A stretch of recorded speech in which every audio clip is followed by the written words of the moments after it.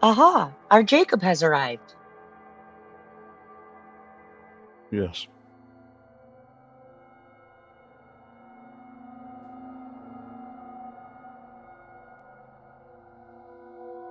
So far, it sounds like it's going to be a very punishing campaign. Feth has been working very diligently on the sheets for us. I like punishment. I mean, yeah? Watch me die in session 0. No, I'm joking. I'll try to stay alive as long as possible. Okay, here we go. Yeah. We're starting. Nice. So, good evening, everyone. Welcome to Session 0 of SCP-7006. Tonight, we will be staying in the Just Chatting screen. So that way we can, because tonight is focused on setting things up for the campaign itself. We have our players here, but, however, we do not have characters yet, as this campaign uses pre-made characters, handmade by the Foundation itself. So, our stuff on our agenda today is, well, first, handing out characters to everyone. 2, deciding if we want to stick with having 5 players for sake of increasing survivability, or reverting to 4 players for party stability. And after that, we will go over the rules of the campaign, how the game works, since this is not D&D, this is not Call of Cthulhu, this is liminal horror. And let me go ahead and mark that in the title.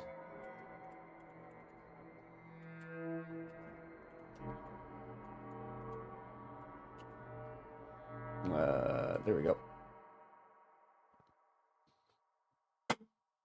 So, first things first, how is everyone doing today? You guys? Don't be shy now. I'm doing pretty good. I don't know about anybody else. Hopefully, I'm not confidently speaking on mute right now. You're good. Excellent. I'm having an extremely bad day. Well, hopefully it'll get better with the session. Yeah. I have just eaten noodles, so I am ecstatic. Nice. I feel like one of the bodies that is not in the lake. And Jacob, how about you? I'm quite well. Good. So, this session, as mentioned in the Discord announcement to you guys, may end up going longer than the 4-hour mark. So make sure you have plenty of snacks and drinks with you to stay hydrated and nourished.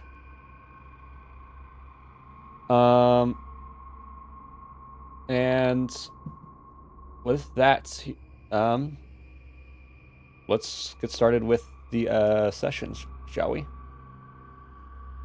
So, I want us to go over character selection first before we determine if we want to be in a party of 5 or a party of 4, because I think that will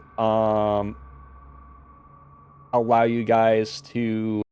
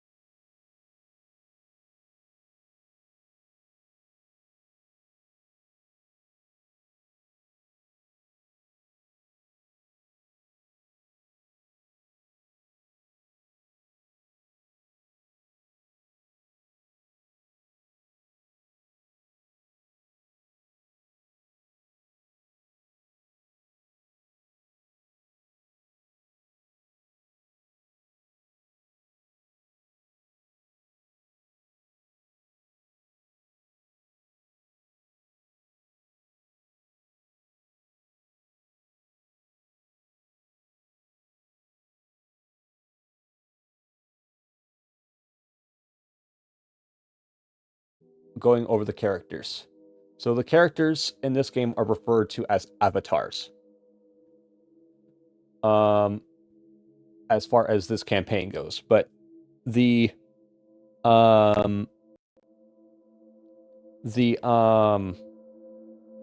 system refers to player characters as investigators.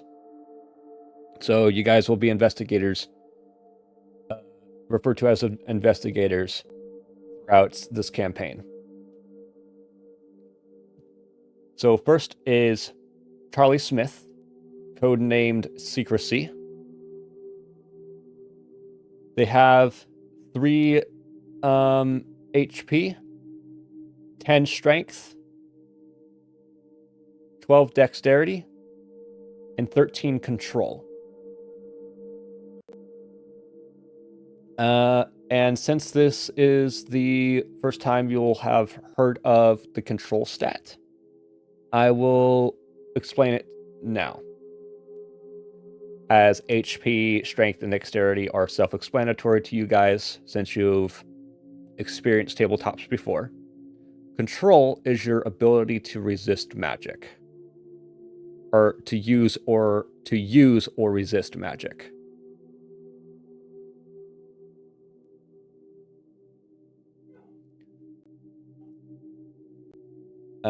And this character has a special feature called On a Dime.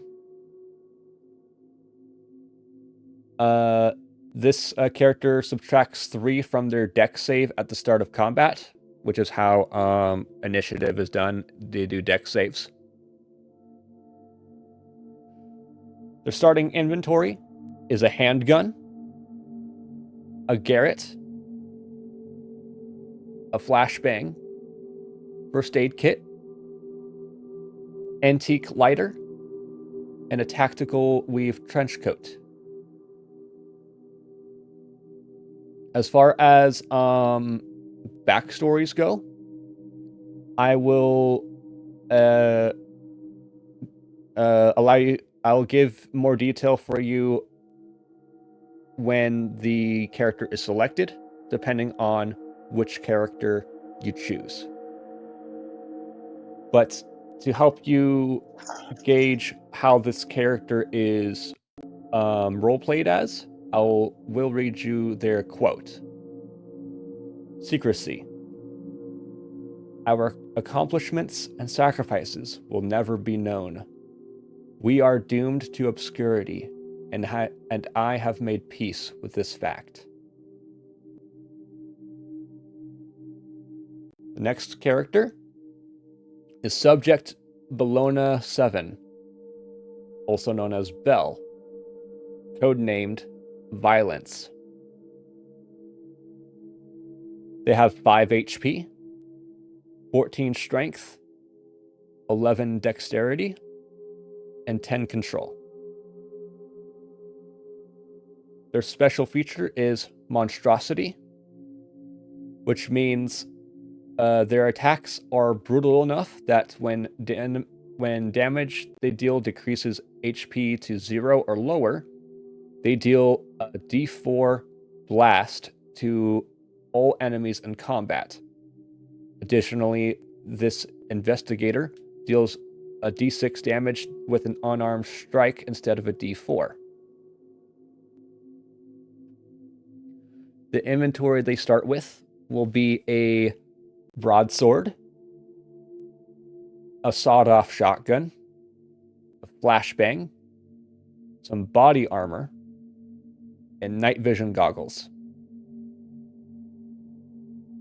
Their quote, Violence. It is sometimes the only option to keep the world safe. I am haunted by what I have seen and afraid that one day I'll revel in it.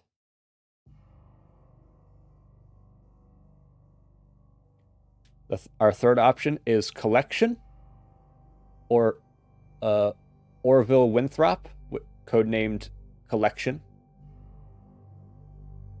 They have 5 HP, 11 Strength, 11 Dexterity, and 12 Control.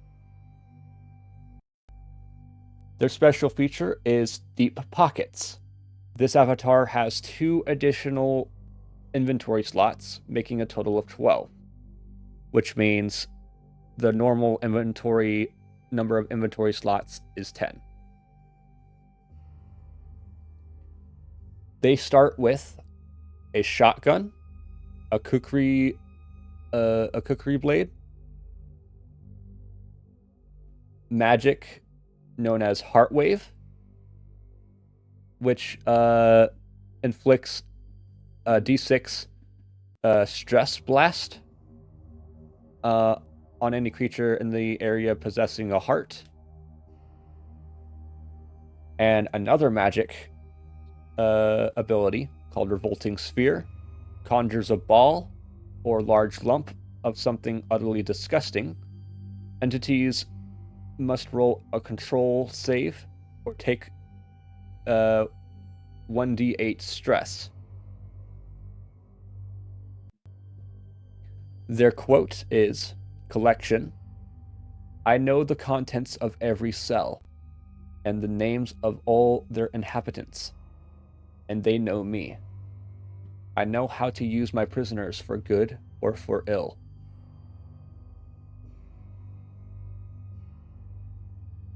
Our fourth option is Dr. Imani Monroe, codenamed Study. They have 2 HP, 12 Strength, 11 Dexterity, 16 Control.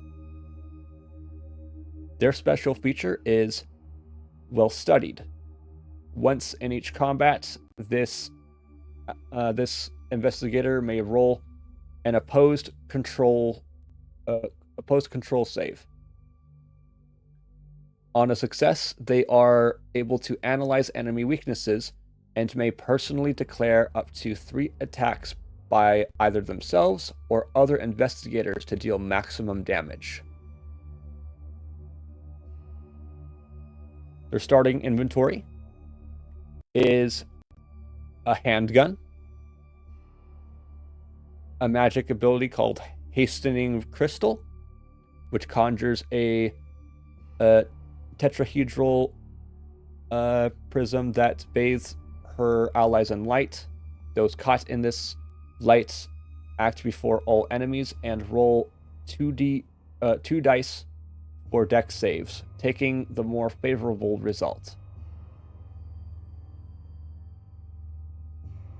And another magic ability, Crushing Spray, a spray of light that increases gravity in an area, dealing a D8 blast to all caught in its wake and pinning enemies to the ground for a turn. They also got Reflecting Echo, turns enemy attacks into sonic force for a turn, reflecting any damage that would be dealt to her allies back to them.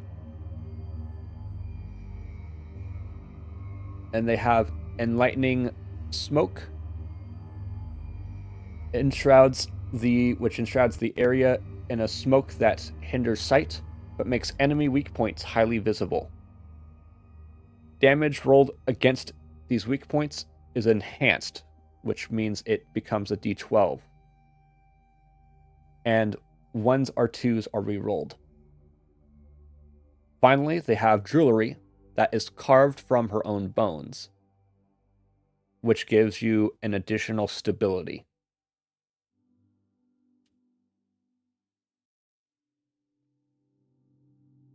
And her quote is Study.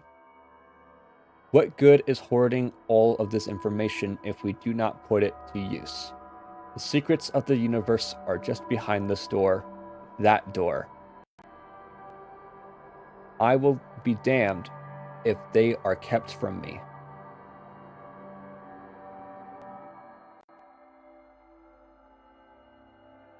Next, we got Bayan Novak, whose code name is Wonder.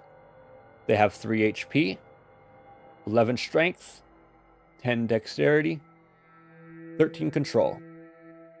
Their special feature is Eager.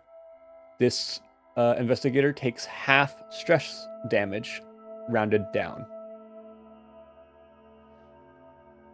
Their starting inventory is a handgun, a smiley face brooch, a first aid kit, a book filled with scribbled names in another's handwriting, and the book is indestructible. And they get body armor. And their quote is Wonder. Despite all the evils in this world, I still find endless beauty in it. Am I mad? Perhaps. But as long as the sun shines and the moon glows, the feeling will not fade. Our last option is Etzli Montenegro. They have and their codename is Defense. They have 5 HP, 13 Strength, 12 Dexterity, and 12 Control. Their special feature is Till My Last Breath. If this investigator receives critical damage, they may make a control save. On success, they may continue to stand and fight until their strength reaches 0. They still require aid to not perish within the hour.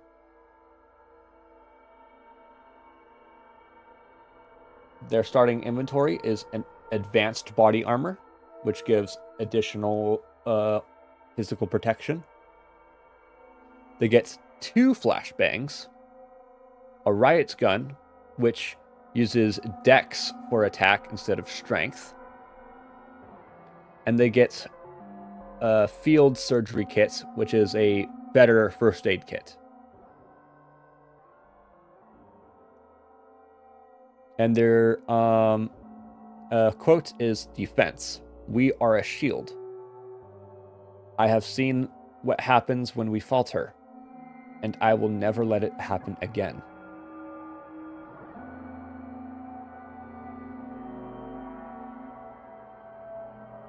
So, I will explain 2 things before you guys decide. Stability is what protects you from stress, and armor is what protects you from physical dangers.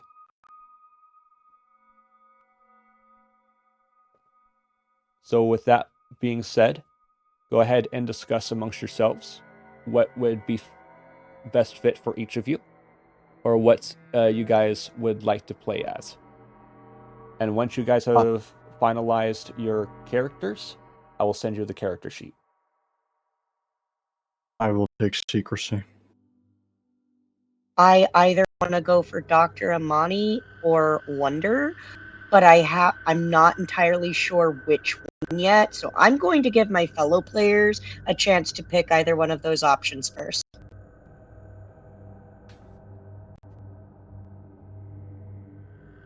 Right? Oh So, goodness, something is rolling in like a storm. Oh, right. that's a lot of thunder. Okay. If I lose power, you know why. Yeah. So, if the rest of you could go ahead and speak up. I'm still deciding. I kind of want to go for Beyond Novik, but there's not one more, but I don't know yet. All right. Zach, what about you?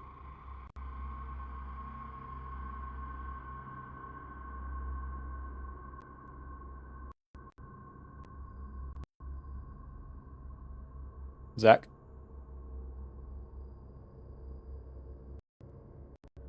Okay, how about you, Bones? I am leaning towards collection. All right. Mr. Winthrop. Yep. Okay.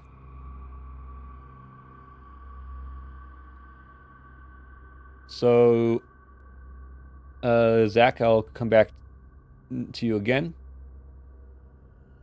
Are you here, Zach? He went to get dinner. That was a while ago. Yeah. They might be having technical difficulties. Yeah. Discord hates them, apparently. Yep.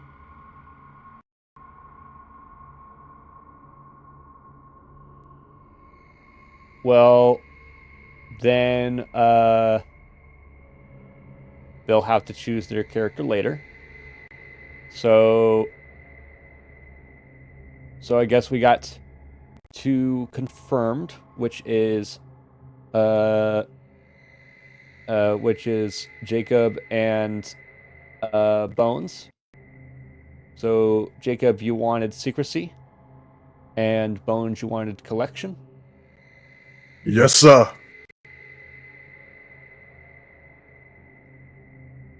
All right. So then I will send both. So if you guys don't have whatchamacallit, let me find the thing real quick. Patrick, if you want Wonder, I'll take Dr. Amani.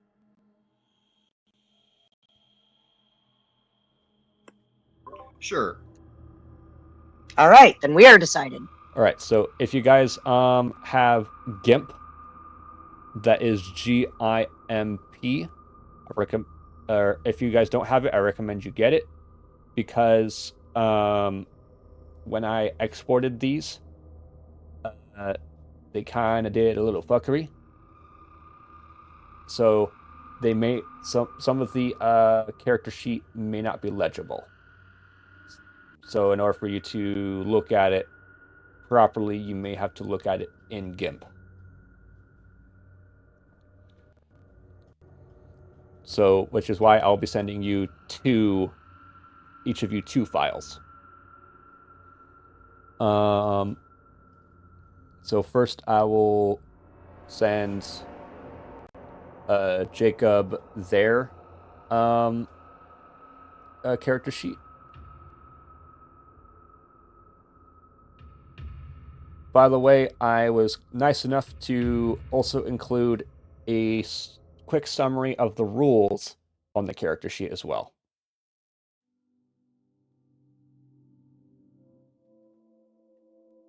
Have I told you what an incredible blessing you are lately?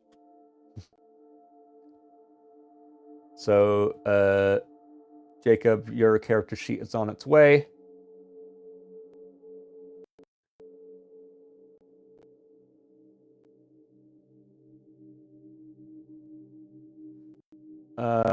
And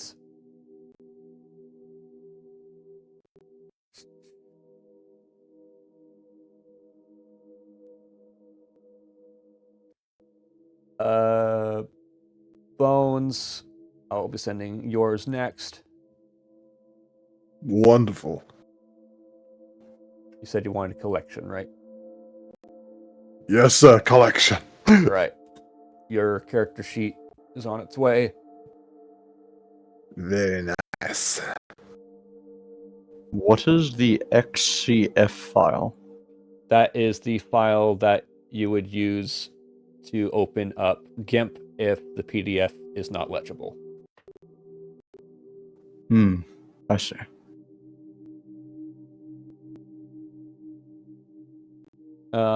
And then both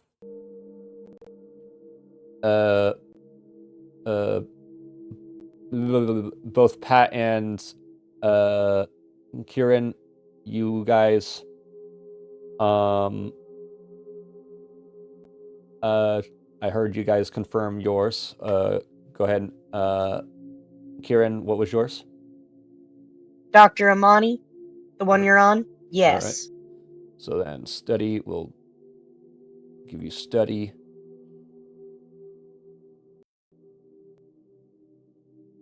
I love Dr. Amani. She sounds excellent. She has a premium vibe.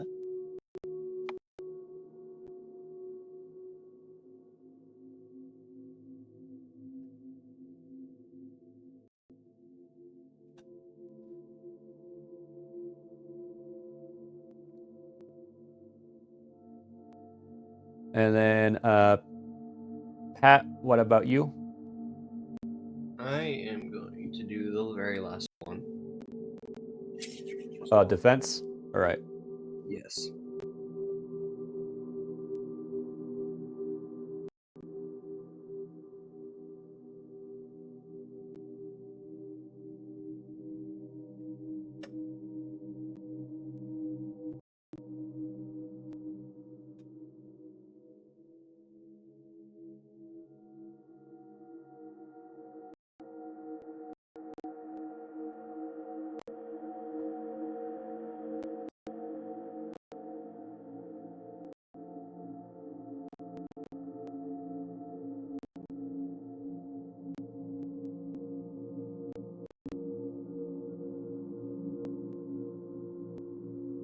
And we'll wait a little bit for Zach to get back if they are going to come back. I see them typing in my DMs, so I'll wait.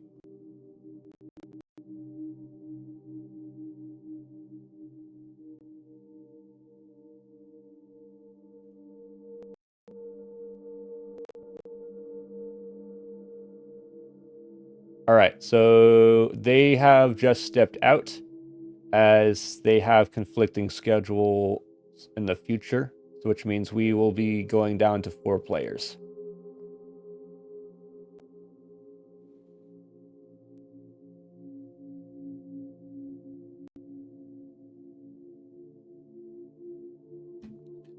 So with that, we have our party.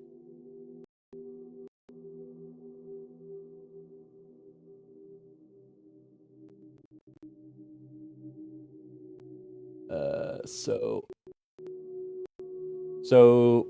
before we move on, are you guys able? Are your character sheets legible? Mine is. I can read mine just fine.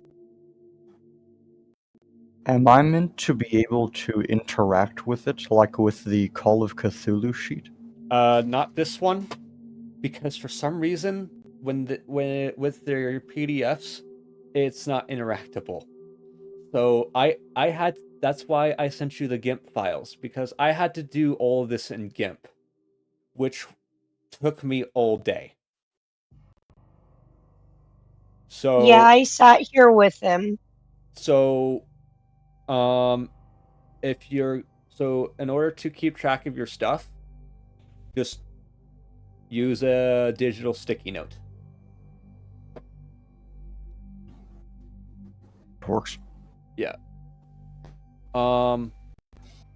And uh if you guys, more than likely you guys will need further explanation of some stuff on your character sheets. Which we will be going over that today as well. So however, so the only thing that's going to be kept secret, the only thing that will be kept secret as a player, between player and game master, are the character backstories. You may share them if you'd like, but I will require you to share it in character.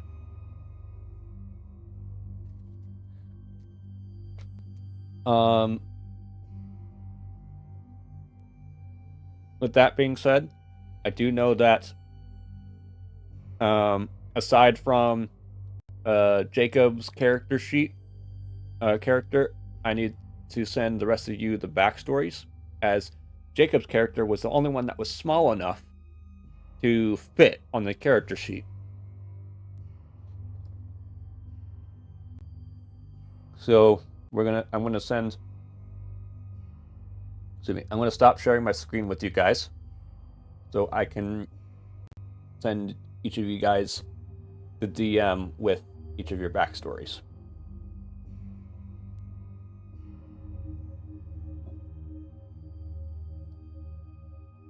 So I also need to, now that I can take notes today, I'm gonna pull out sticky notes.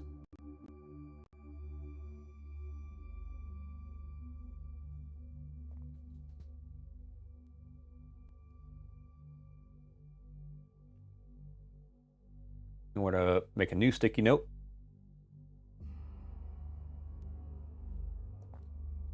So Jacob is secrecy. Let's see here. And Pat is defense.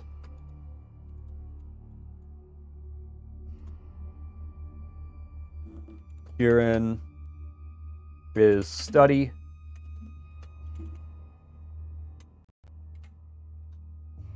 Bones is collection.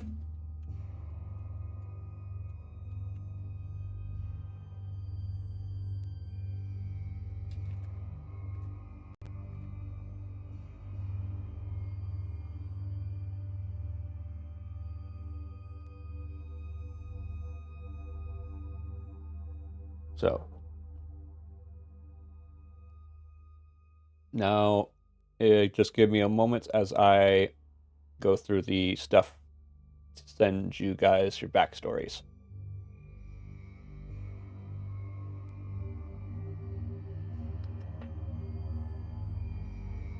But with this,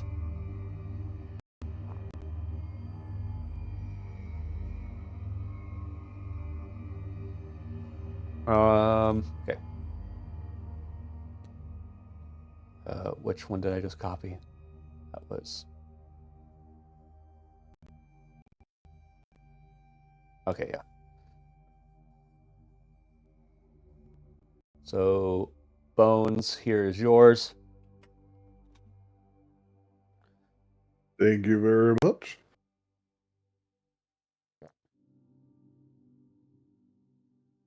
Kieran, yours is next.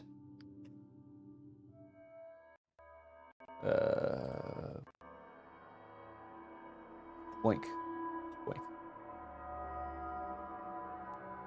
And then Pat, yours is next.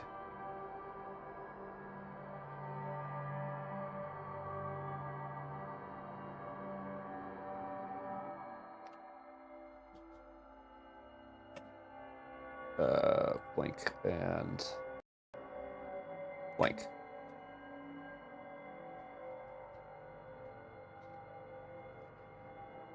Now that I have sent you guys your backstories,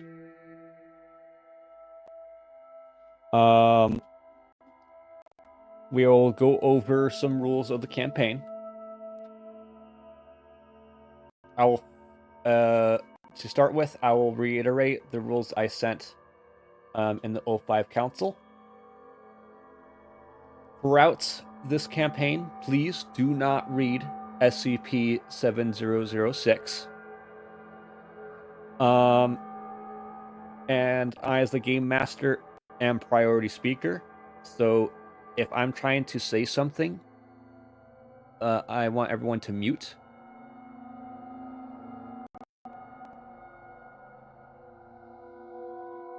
And also, if there is a moment that we're having in during roleplay, do not ruin the moment. That one. If I catch anyone ruining the moment, I will instantly kick you from the table.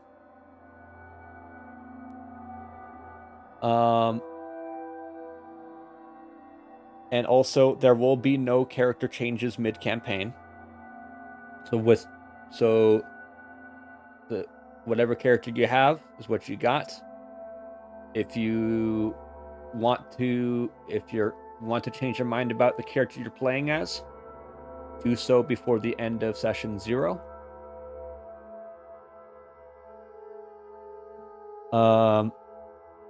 Also, please don't ask to peek behind the curtain. What I mean by that is, don't ask about the what ifs. Just ask. Instead, ask, could I do this?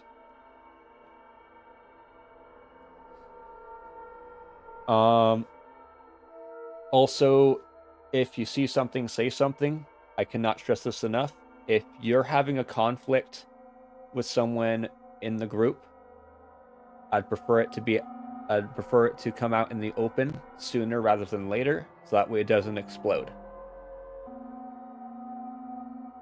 Also, keep all talks about the campaign inside of the 05 Council channel that we have in the Discord. Next, this is not D&D. This is not D&D, so rules are going to be different. Gameplay rules are going to be different. And again, do not read SCP-7006.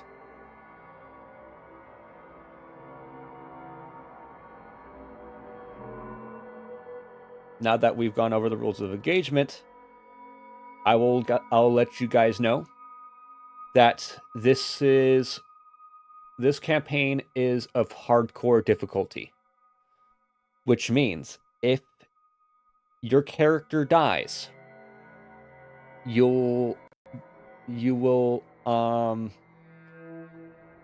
if your character dies, you will be leaving the campaign, either permanently or temporarily, because there is no bringing your character back.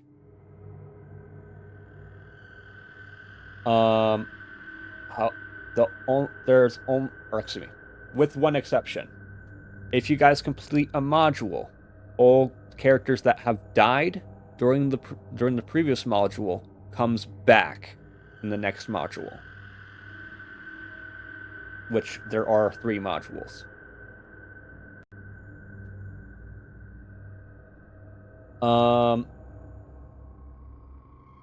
Next, we are still going to go for the 4-hour limit rule, with the exception of today, and of course with the exception of sessions that are meant to be the end of a module or end of a key moment.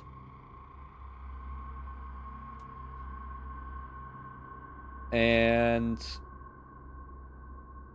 as far as any other rules, we'll explain it as we get to it.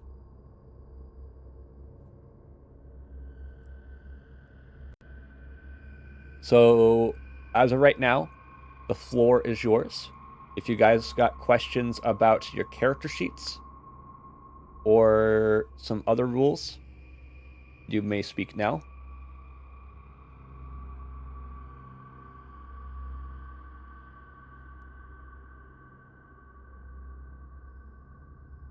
Make sure you're not muted if you're trying to say something.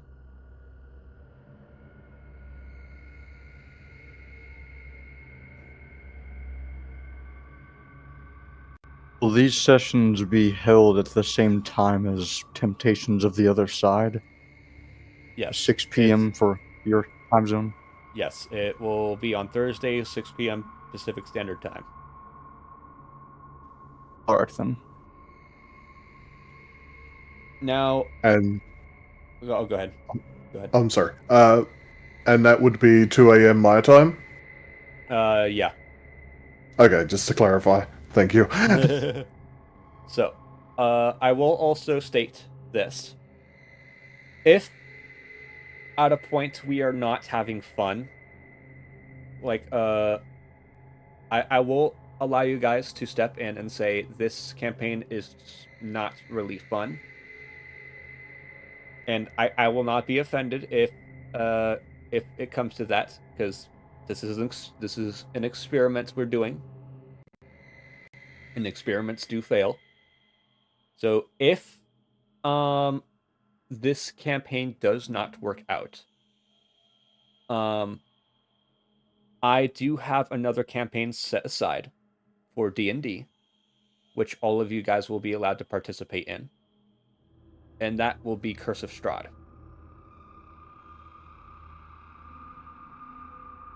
And if we do end up doing that, I will allow two more players to join us. So that way, because that one is a hard campaign with 4 players. You didn't hear me because I was muted, but I gasped like a little anime schoolgirl when you said that.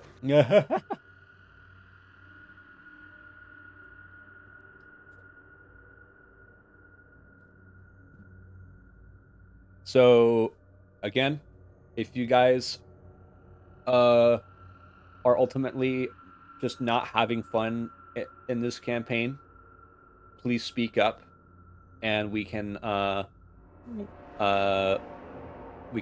move on to Curse of Strahd.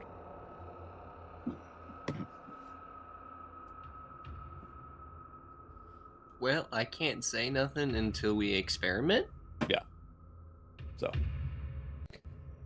If I have any displeasure, I'll be sure to speak. I'll be sure to speak up. Yeah. So. There was another question I had, Fifth. Yep. Do we Are we aware of our code names from the very Yes. beginning, or do we learn? Okay. Yes, you guys are. So, to explain, this campaign in particular is a fourth wall break. You are playing as scientists or D class that are playing as these characters.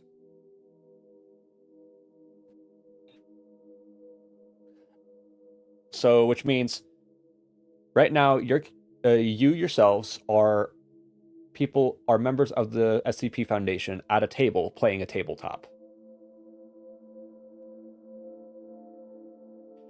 And this tabletop is a ritual that is, in fact, the special containment procedure for SCP-7006.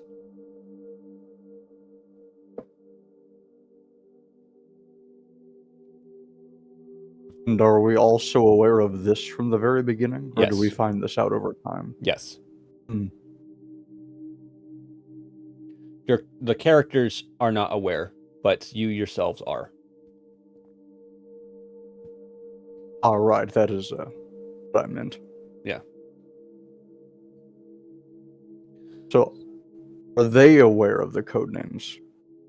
Yes, they are aware of the code names, as Right, that then. is their archetype / background. Right. Right, I see. Now, so with that, I will go over some of the basics with you guys. I gotta scroll up. Excuse me. So as you can see on this character sheet, there's only 3 stats or 3 abilities you gotta worry about, which is strength, dexterity, and control.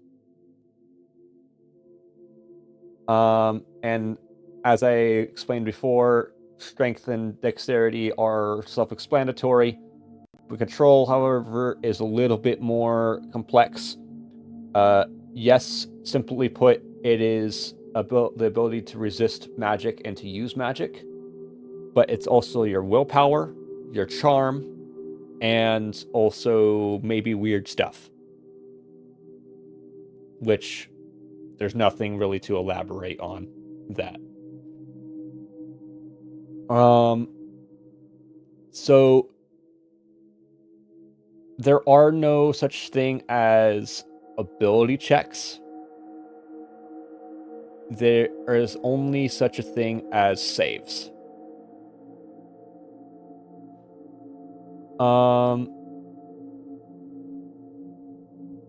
So which means if I tell you to make a so and so save, you're not necessarily in danger.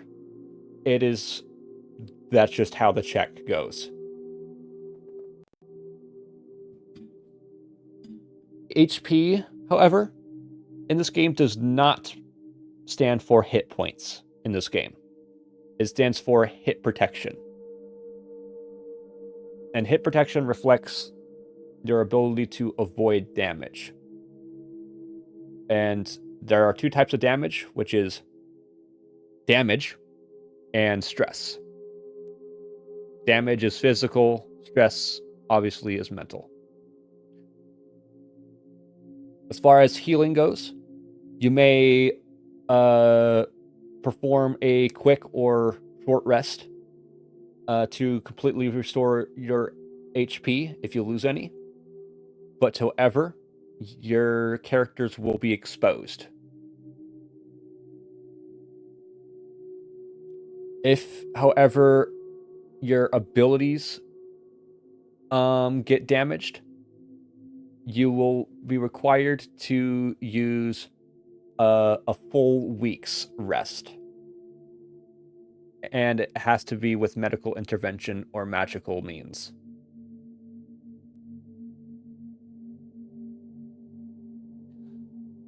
Deprivation. There's a condition called deprived, which will prevent you from recovering HP. If you're deprived for more than 24 hours, you become fatigued and that gets added to your inventory. A fatigue acts as a inventory blocker.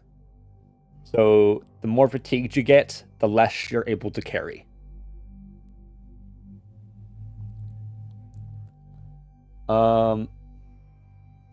Then also, even though it doesn't state this, I am going to add this as a rule.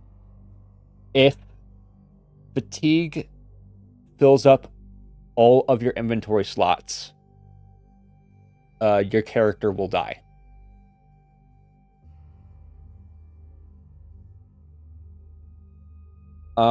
Speaking of inventory, each character has 10 inventory slots, the exception of Bones, because of their feature. Bulky items, however, take up 2 slots. So, if an item is marked as bulky, then make sure that it's filling up 2 slots.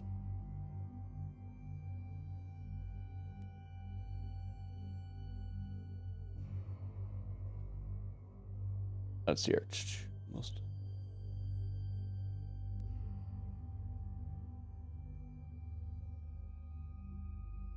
Also, if you end up using all 10 slots for whatever reason, your HP is reduced to 0.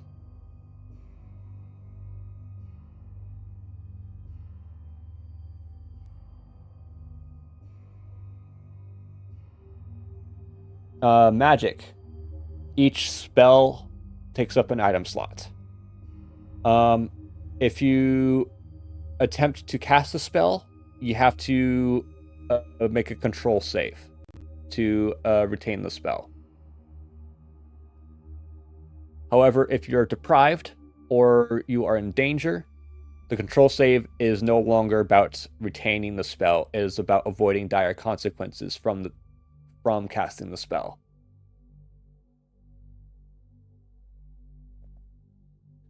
As far as actions go, during combat, mostly.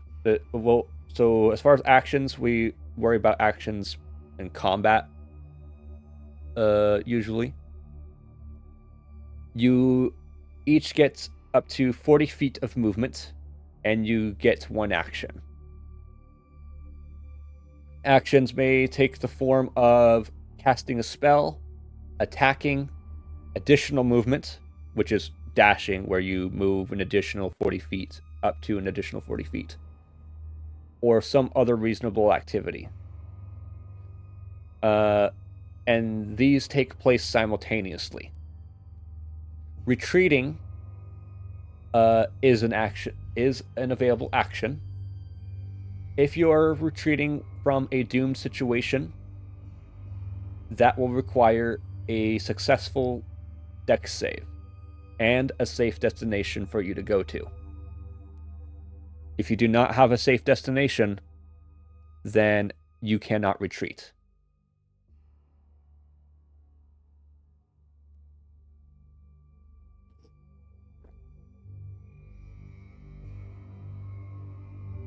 For the start of combat,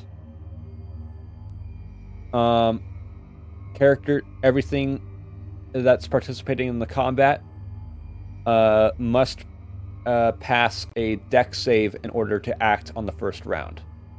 If you fail the dex save, you are considered surprised and are unable to move for the first round.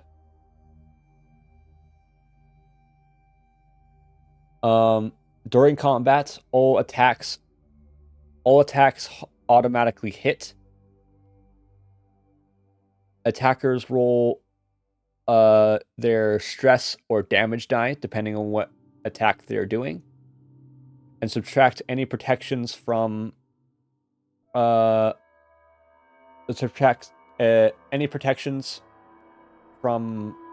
armor or stability.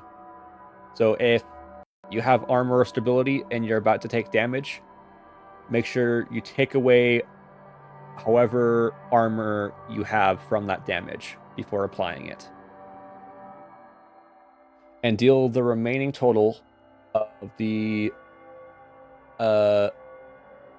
damage to your HP.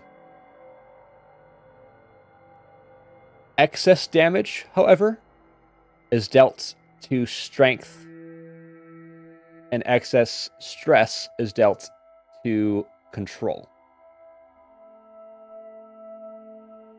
If there are multiple attackers, or an attacker is using 2 weapons, roll all damage dice together and keep the single highest die. Unarmed attacks are always dealt with a D4 damage. Impaired attacks, when you are in a position of weakness, reduces any attack to a D4. So, for example, shooting at someone that is under cover is considered an impaired attack. Enhanced attacks, where you have a position of advantage, increases the damage die to a D12.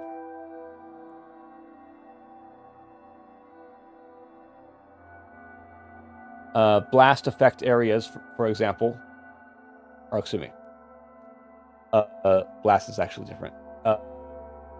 Having, like, I know this is gonna sound cheesy and not to reference Star Wars or anything, but having the high ground is considered to being at an advantage. Blast affects all area targets. And when it comes to blast effects, you roll the damage separately for each target.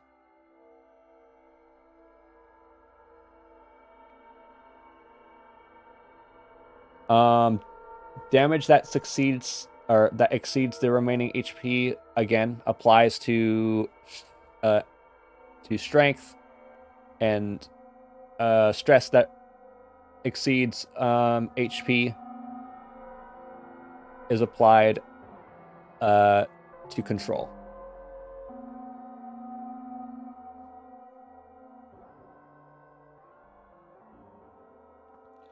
If for whatever reason, though,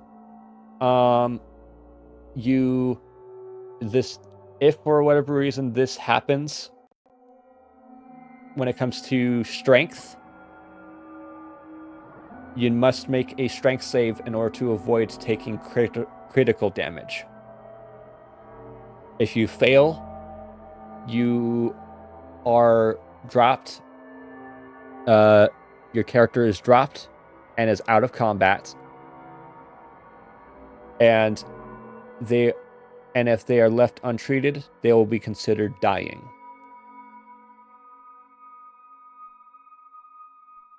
Having 0 strength means death. Having 0 dex is paralysis. Having 0 control means they are lost. As in, I take control of the character. Ow. So similar to Call of Cthulhu.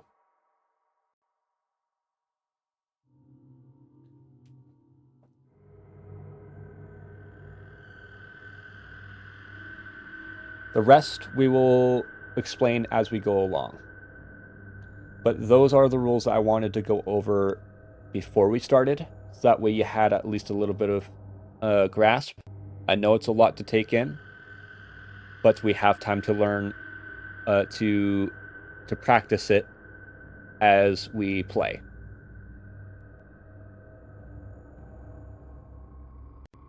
So with that, does anybody have questions?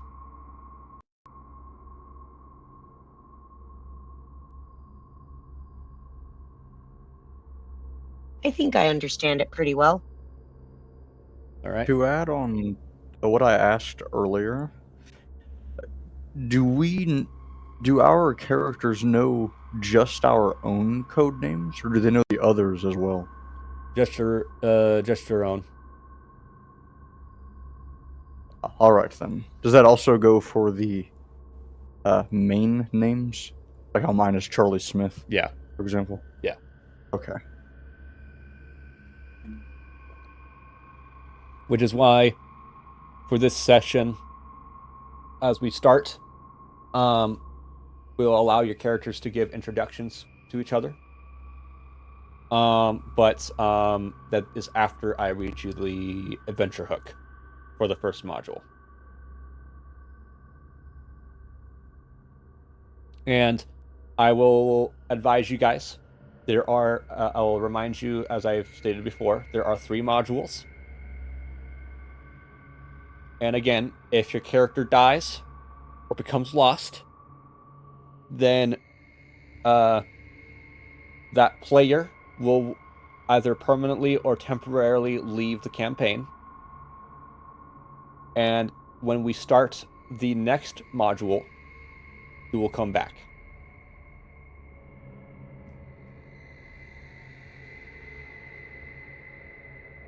So this campaign will really test you guys as far as, but well, it's going to test you in every way possible.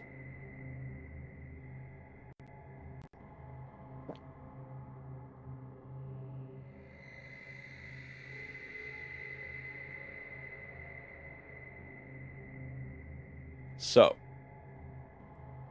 with that being said, how are we feeling so far? Because I know that this information can be a bit overwhelming.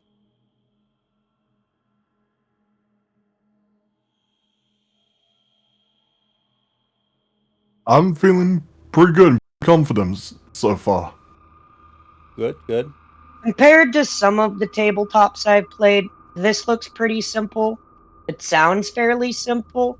It looks like it'll be easy for even me to grasp, and I don't feel like I'm going to be asking so many questions. All right. Pat, It could Jacob? Um, I like it a lot, but I'll be honest, I don't. I feel like I'd be a bad player because I don't know. Well, um, well, we have just started, so do give this a chance.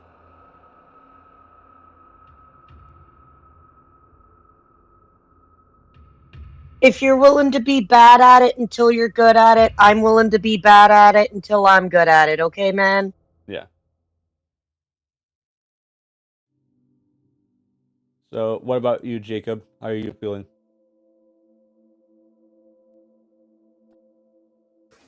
As I said before, I am willing to give this a chance. All right. So, with this, I think we are at a point where we can officially start the campaign. But, however, what I'm going to do is we're going to take a 15-minute break. Go have everyone stretch your legs. If you don't have your snacks yet, go grab them now. Same with drinks. Go grab drinks. And yeah, I'll keep this on this chatting screen in case people want to chat amongst themselves here. I'm going to go ahead and do some self-care stuff. We will be back at the 20-minute mark. Will the viewers be able to hear us during this time? Yes, viewers will be able to hear you during this time. Okay, 20 minutes. Gotcha. Yeah, so so for me it's 7:05. At 7:20 we come back. Nice. So I'll be a read.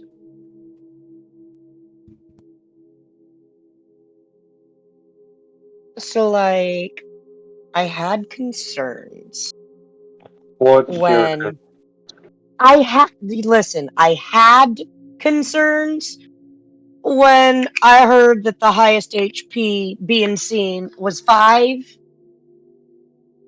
I feel a lot more confident knowing that damage in various formats doesn't just take a chunk out your HP, and that HP that I need to readjust my understanding of HP for this game. So that's going to be a fun little challenge. Yeah. Yeah, normally HP means hit points, but HP kind of seems like your ability to think fast on your feet and move quick. But also low key covers how much armor you're wearing. I'm built like a truck. My character is a glass cannon. Glass Sure, cannon. I can fuck them up, but don't let me take a hit, please. I like looking at things.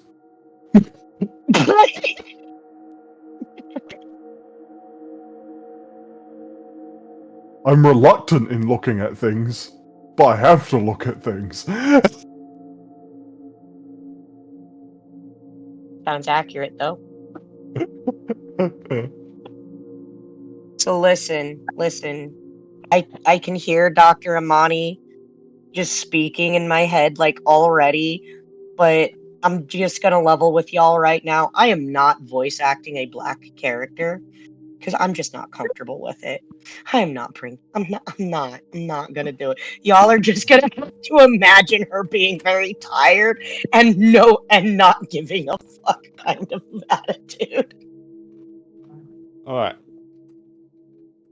I got some snacks.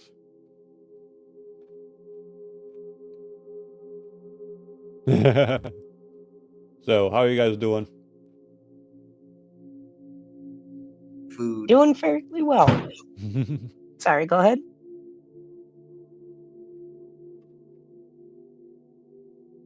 Mm.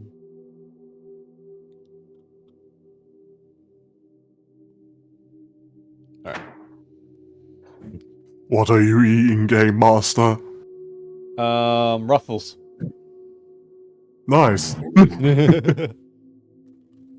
I know you said game master, but my brain heard gay master, and I'm just low key gonna steal that for the next time I take down my pride flag, wrap it around my shoulders, and scream, "I am gay lord, lord of the gays. I am also the gay master." God damn it. Hey, you know what? That's better than the other thing, Mr. Bones. I'm trying to behave in Fef's game. Hey, now. Save that for after the sessions. We'll call it the dessert session. Wait, does that make this the snack session? Yes. I love it. Well, I am a bit of a snack. I like to watch.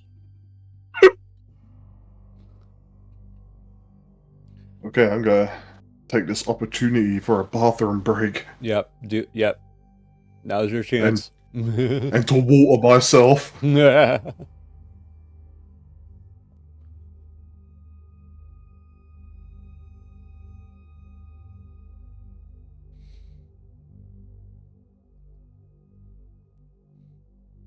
I'm actually excited for this, not gonna lie. After reading See some what? of the modules, it's gonna be fun. And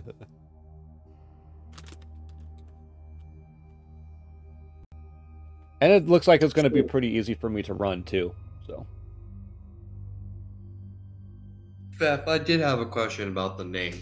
yeah. So, do I have to choose the first name, or is it going to be the last name I choose? The name is... Both of the names are your character's name. Okay.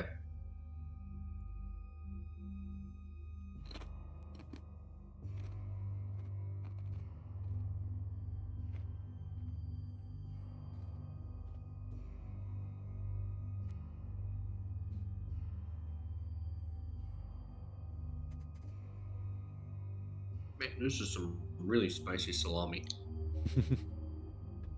That's okay, I got queso. What kind of queso? That's the flavor of the Ruffles. Queso. Oh. Has a little bit of a kick to it.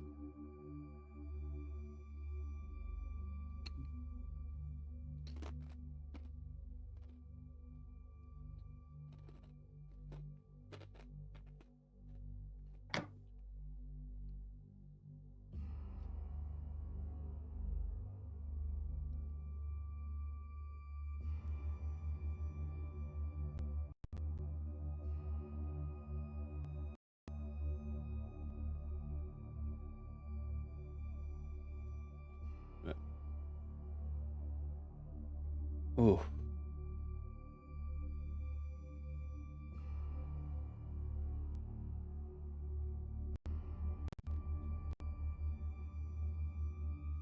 I do gotta do a little bit of other readings, so I'm gonna take this opportunity to do a little bit of extra reading. Well, while you do that, I'm going to get my dice tower ready.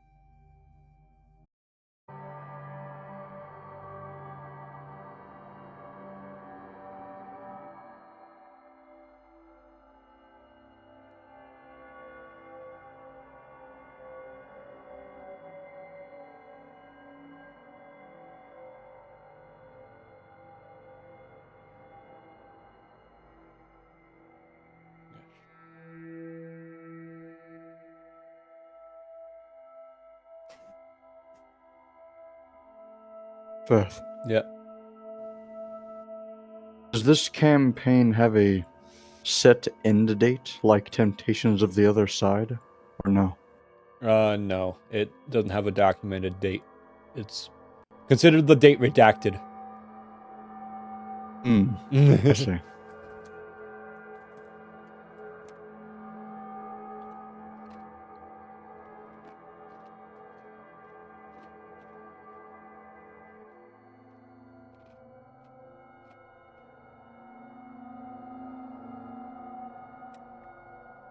The date is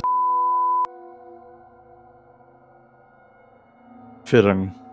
You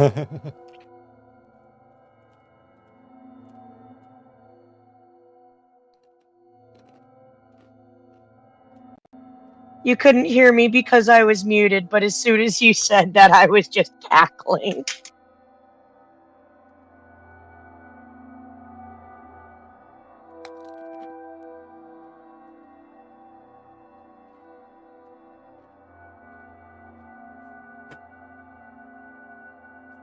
These ships are actually pretty good.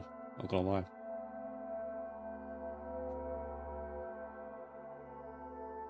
Brings back memories of a certain event which happened in the trenches once upon a time. Yeah.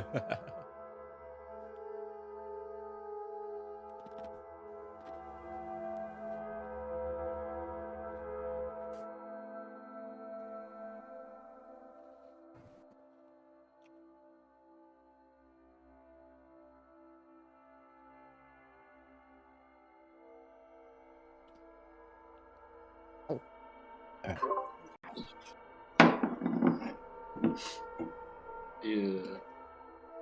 So, because like the rules don't necessarily state how the saves actually work or what determines the DC, I think it's going to be Call of Cthulhu rules where your goal is to get lower than your stat.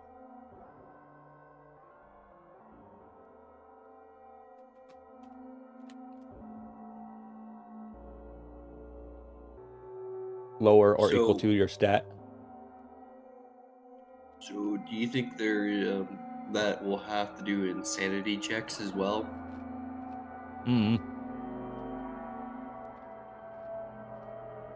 Actually, right here on my sheet, under saves, it says roll d20 equal to or under target ability. The party at most risk in a contested action makes the save.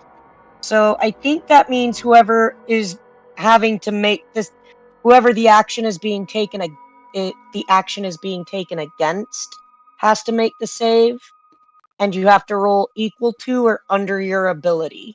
Okay, yeah. Or the target ability. Okay, yeah, so I was correct. Oh, so it's similar to a Call of Cthulhu kind of skill check? Yeah. Okay.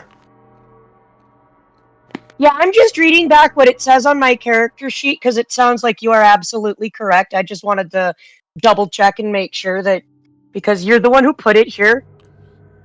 You totally pulled the actually. I wasn't trying to. I just know that you are DM. You handed me this information.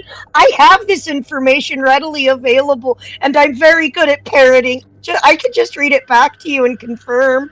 This is what you were thinking, right? Actually.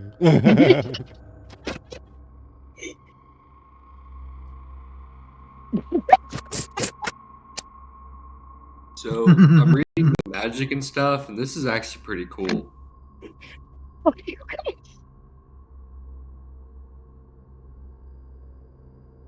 Yeah, I might have made my way through that side of the sheet like 2 or 3 times now, just to make sure.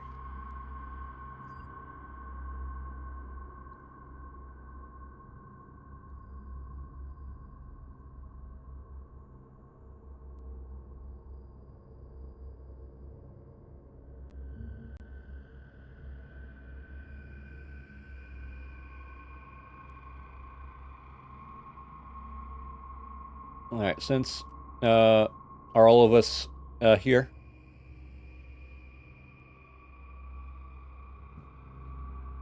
Yes, sir.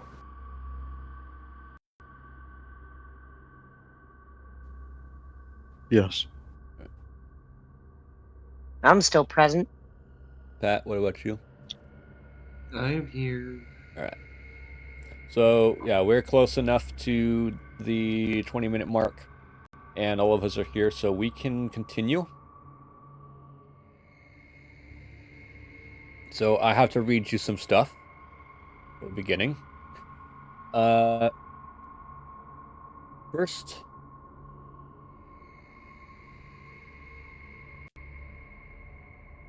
we have everything to lose, but everything to gain. Each time we test our luck, we inch closer to oblivion.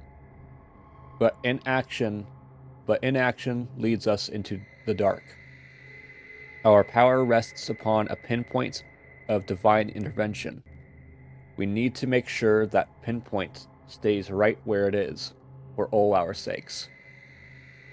The Administrator, August 1st, 1930. Secure, contain, protect.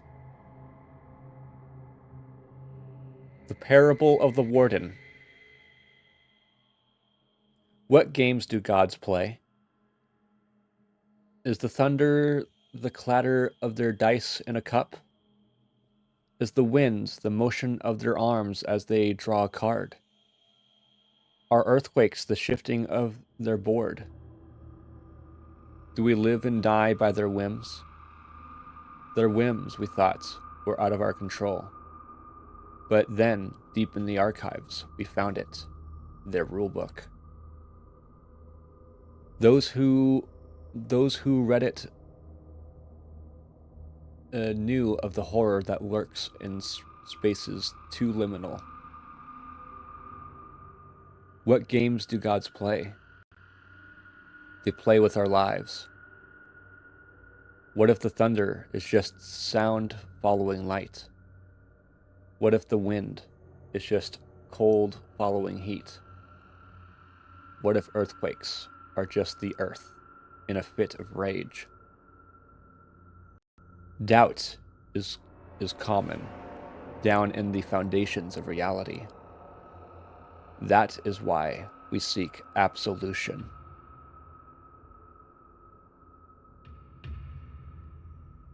And now I will open the first module, Securement. Securement, the portals of chaos. Parable of the thief. She was a magpie at birth. She coveted what others possessed. Jealousy was her name. She would steal everything that glittered and shone, and secret them away in her nest. When she came upon the city, she saw it as an orchard, ripe with things she did not own. She coveted its greatest treasure, its people. She knew nothing of temperance, of moderation, of what to steal and what to leave behind.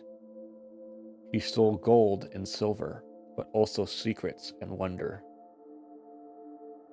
The world soon had nothing left to rob, for all belonged to the magpie and her bony fingers.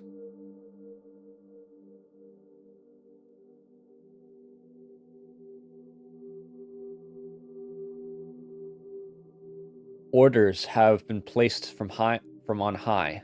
The Foundation has asked some of its best agents for aid in a discreet manner.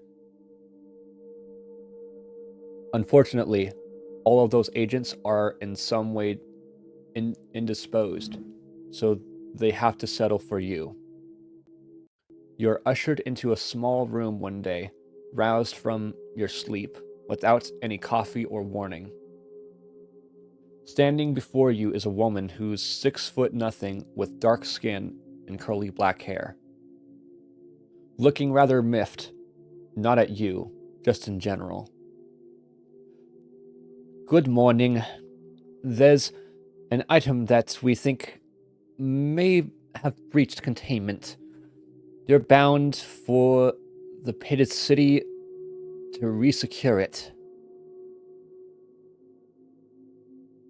The Pitted City is so called because of a singular giant hole in its center, towards which magic gravitates like water circling a drain. It is home to Foundation Post 87, a thorn in the side of the rest of the organization due to its unorthodox methods of following the three absolutes. They are a valuable addition to it, of course, but they are an odd bunch nonetheless.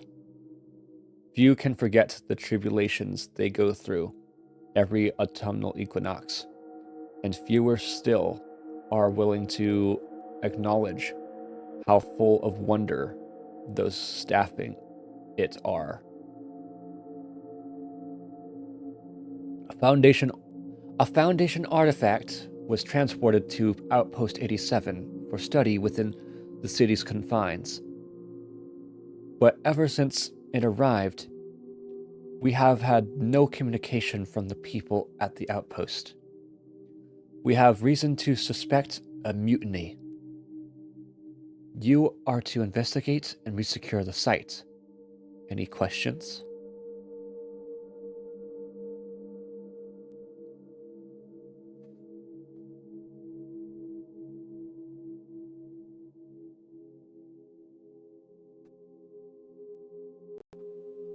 Well, there is one thing. Can't seem to remember much. Any particular reason for that? It is for your own safety.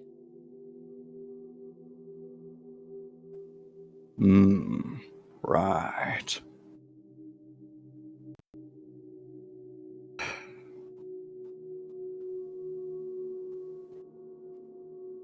Well, you got a map to this site? Directions, etc.? Yes. The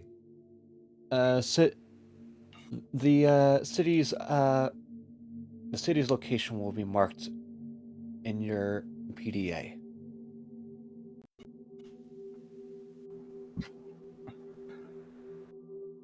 Gotcha.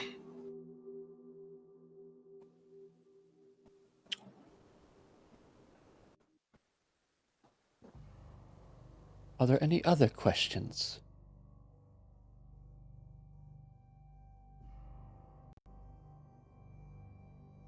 Yeah, is there gonna be coffee on the way?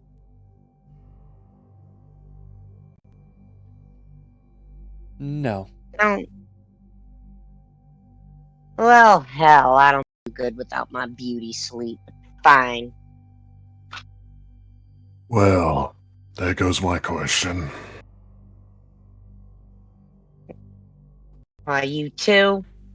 If I find some, I'll Oh. bring you a cup. It would be much appreciated. So I'm guessing all of us are in on this together then, right? Mystery lady?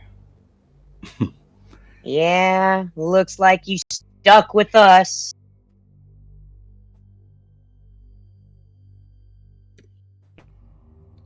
Hmm. And then study, What is your who's name, by you? the way? Most people call me Study. You can just call me Doctor. Oh, well, that's good and all, but I want to know the name of this lady. You know, came in here, just started talking to us.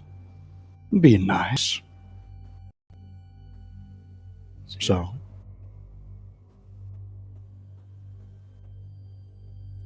Actually, let me see if this says she has a name.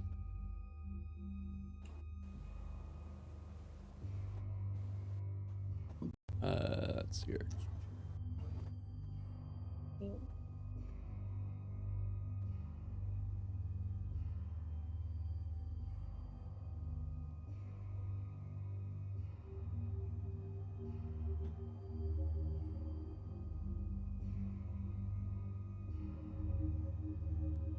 Does not give her a name, so I'm going to give her one. You may call me Alice.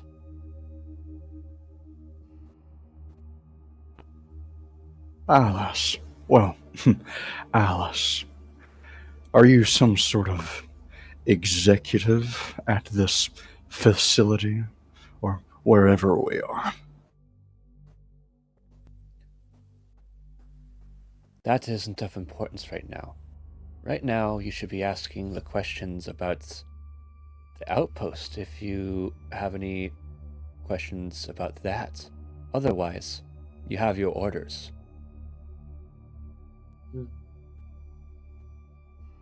Ah, yes, and this outpost is our end goal, I'm guessing.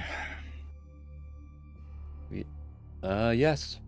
I mean, that is where, our artifact has gone missing. Right. Okay, well. Oh, there is another thing actually. Again, I am rather mysteriously forgetting a lot of things, so let me ask you this too. What year is it?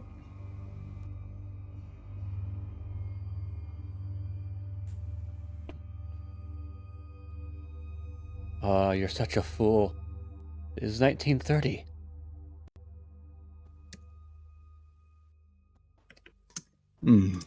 Gotcha. Well, that's all from me. You guys? I might have a question.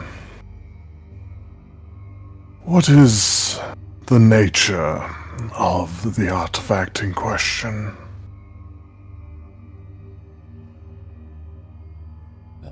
Or is that a confidential matter?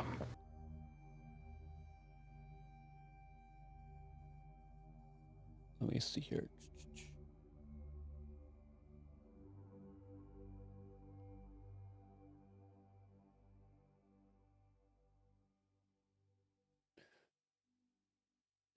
It is a machine. And when it's used, it creates portals into a chaotic dimension.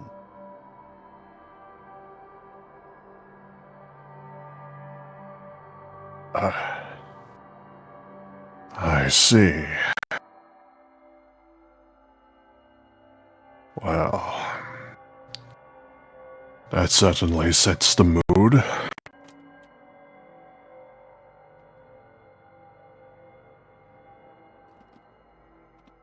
Well, you better take care of it now before it gets out of hand. I'd have to agree. This is starting to seem like one of those Lovecraft novels by the minute.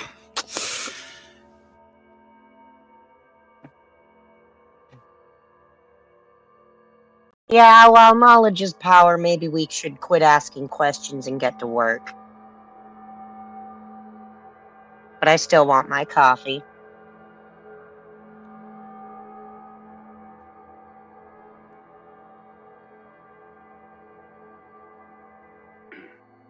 Oh, she does have a name. Her name is Cloth.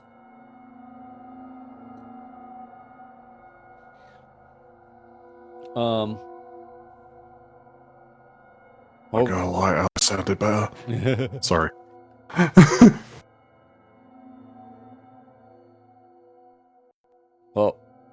Well, you have your orders. Move out.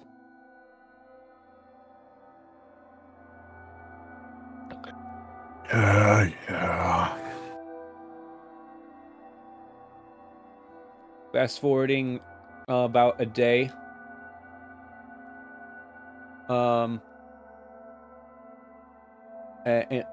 Fast forwarding about a day, including any time to prepare, you'll have arrived. The Pitted City is a quaint community, barely 30,000 people. There are homes at the edge of town, a central boulevard that curves slightly, and a bevy of places to visit and enjoy, from parks to the small lake nearby, if only you are not here on business. Alas, your destination is atop a hill on the eastern end of town. And having come from Outpost 17, you are approaching from the west. It is a beautiful autumn morning. As you enter the area, leaves churning in the breeze, birds' song in the air, as the migratory flocks bid farewell to the north for the year. And the town is... Where are all the people? You were told this town was inhabited, that it was busy. It is currently 10 in the morning, and there is not a soul in sight. Not a vehicle on the road. All of the shops are still shuttered along Main Street, but your destination is in sight.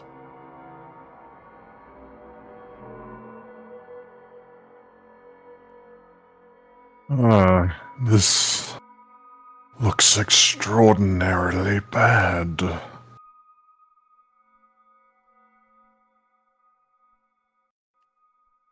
Yeah, I don't like the look of this neither. Like I said, Lovecraft before our very eyes. Feels all children of the corn, if you ask me. Don't The remember next, that one. Then again, I don't remember. Oh, that's not important. the action's gonna look over to Secrecy and say, "Tell me, how long do you think it will be before we bump into some kind of half-man, half-fish hybrid?"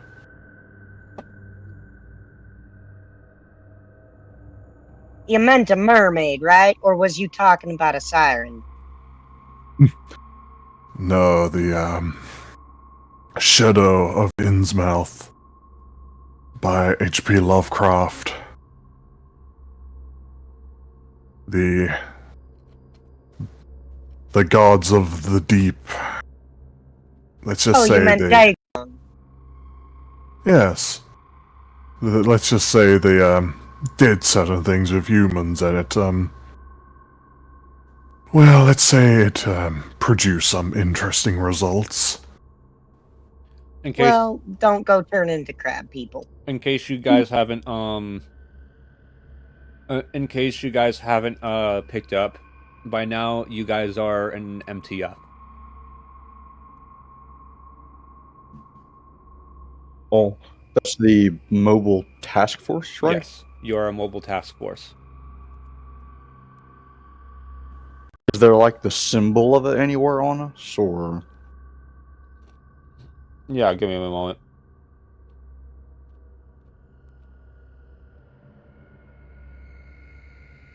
Well, actually, no, they don't have. Actually, each mobile task force has their own symbol. So, as of right now, we're gonna hold off on that, and perhaps we'll give you one later.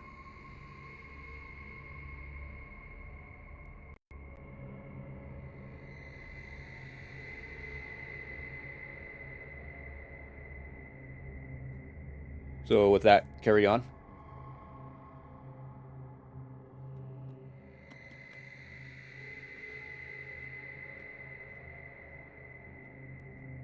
Well, I, for one, don't like the look of these streets, and I'd like to get off. And what about the rest of y'all? Yeah, I agree with that. Never leave yourself out in the open. Well, Yes, we're supposed to be looking for an outpost of some kind, right? So look around for an outpost-looking building. Maybe not to point out the obvious. Anybody checking on that house on the hill?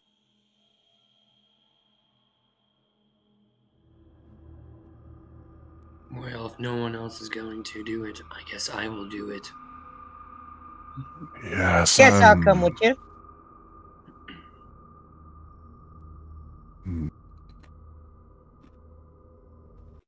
I'll tag along too. Why not? So will I. Though I'll remain at the back, I'm more of an observer than well, you get the idea. It's alright with y'all. I like to stay in the front. So, you guys are heading straight for the outpost. Yes. Yep. Okay. Outpost 87. At the top of the hill sits a seemingly innocuous building of bricks and glass and dreary business. Below, however, the true outposts exists. 14 levels of corridors and rooms which are made for life, work, study, and of course, containment. The lobby, as with the rest of the town, is devoid of human life when you enter, but not devoid of human remains. A human-like body, arms and legs too long to be truly human, lays splayed on the ground before the elevators leading down, looking almost as if they were stretched to death. Thankfully, their face does not match that of any member of the Foundation. By Jove. If anyone with medical knowledge would like to, if any character with medical knowledge would like to determine the manner of which he died, you may, let's see here. You may make a check, or excuse me, you may make a control save. Immediately looks at Kieran. Yo, why don't y'all back off this body and give me some space for some study, eh? The floor's all yours, Doctor. Cool. Why don't you boys go look at something else when you watch my back?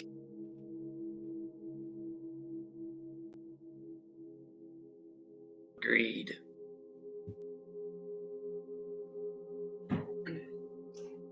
Now to figure out what do I roll for this?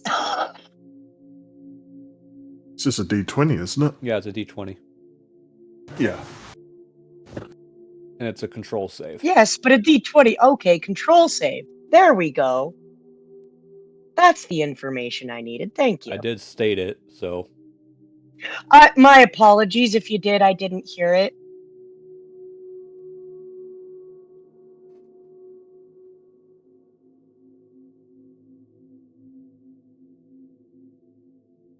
Well, I finally get to use these. All right, I'm aiming for 16 or lower.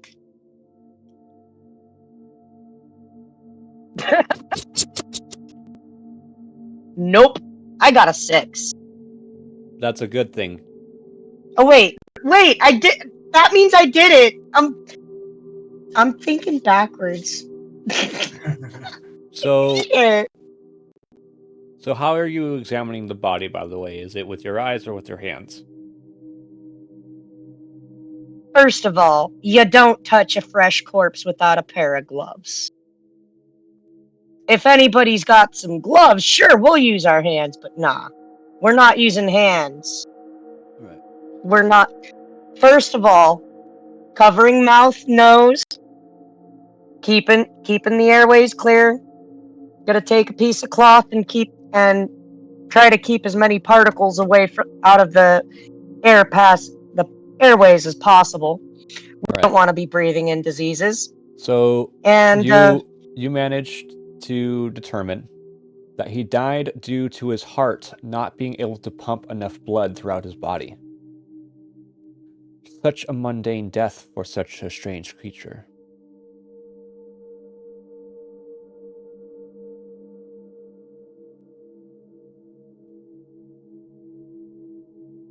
in lieu of gloves, if there's any scrap fabric around, we're gonna use that to shift the body only slightly, not enough to kick up dust. Well, this leads to the description of this first sublevel. This is a heavily fortified sublevel. It's plain to see why. The barracks are located here, just past the non-functional elevators. Out to the left is the armory, and straight ahead is a hallway littered with bullet holes and bodies. All of the bodies are wearing scarlet robes.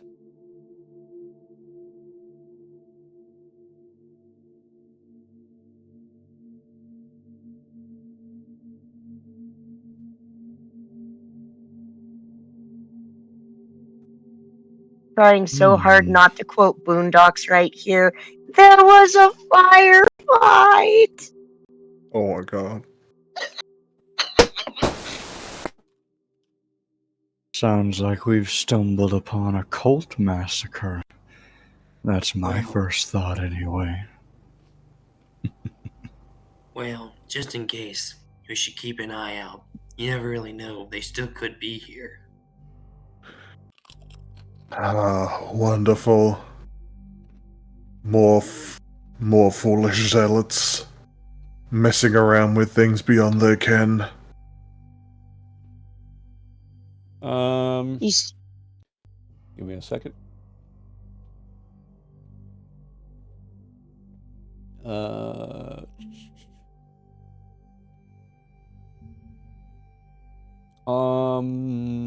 I would like secrecy to make a control save. Real quick.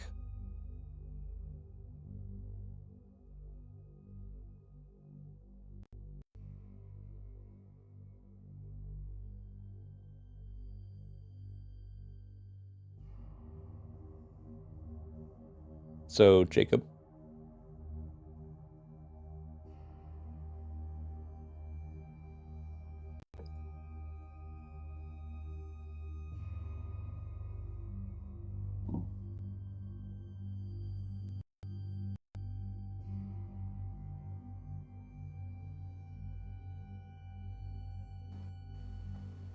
That would be a fail. Secrecy's control is 13, and I just rolled a 20. Oh, critical fail. no. So, you don't know you know jack shit about cultists that the Foundation has dealt with.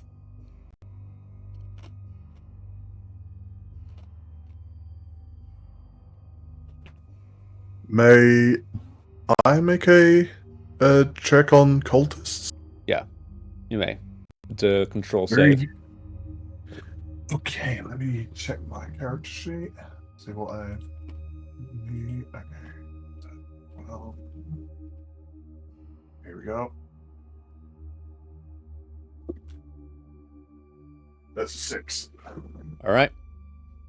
So, you would get the feeling that this is the cult of chaos.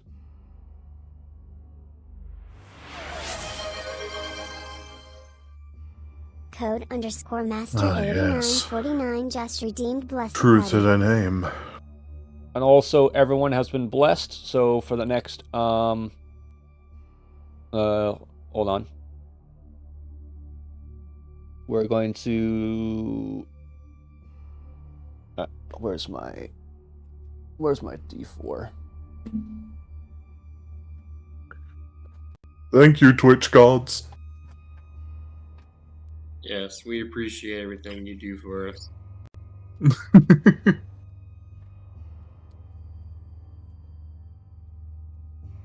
Where did my D4 go?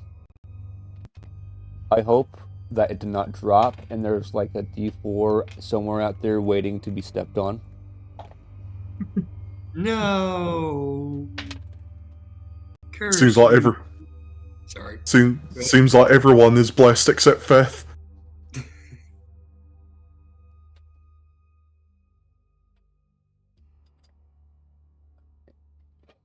Here it is. Okay. So, for the next... Hold on, let me check how many sub-levels there are.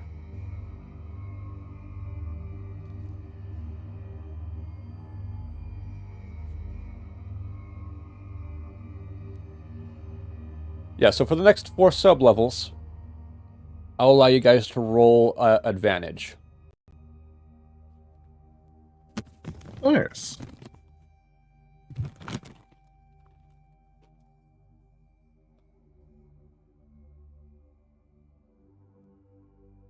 But,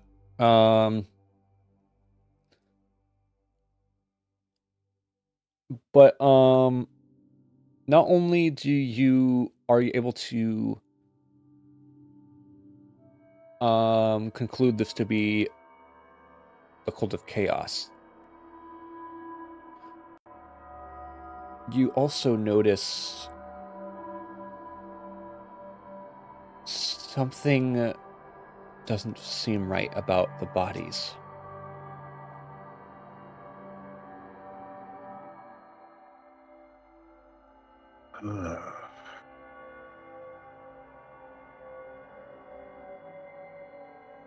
What?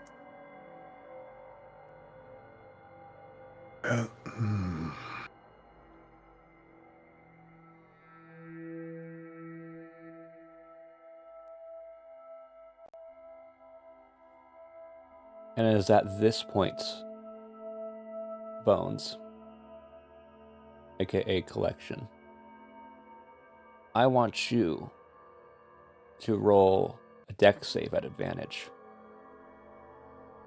Okay. What was that save again? A dex save.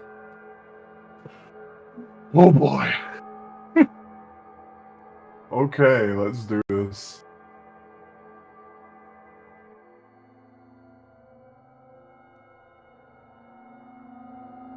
19? Nope. Advantage. 3. All right. So, Which means you will not be surprised at the start of this combat. oh fuck. It hasn't started yet, but you know danger is around the corner. A fight is about to brew. I And that is a turn. fight for your lives. I turn to the rest of the crew and I say, "Look sharp, everyone. I think what caused this may still be here with us."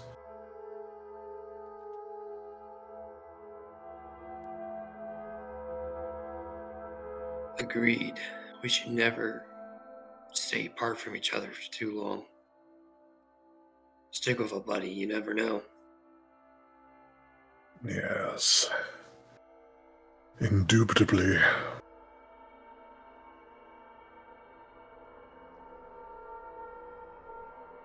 Do any of you search the bodies, by the way? Secrecy does. Right. So, when you are searching through the bodies, you're able to find some small knives and what appear to be prayer books written in an unknown language. Nothing of note, however, just prayer books.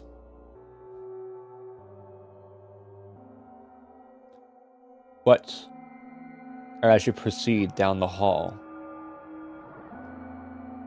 one of the bodies twitches and then explodes, shooting viscera in all directions. The gore then starts to meld together into a scarlet, fleshy lump. Shards of bone stick out of it at odd angles. It screams, and several other corpses explode. The same thing happens to them. Soon, you're faced with a dozen mishappen lumps of flesh, and they lunge at you. Everyone except for Collection, dex save.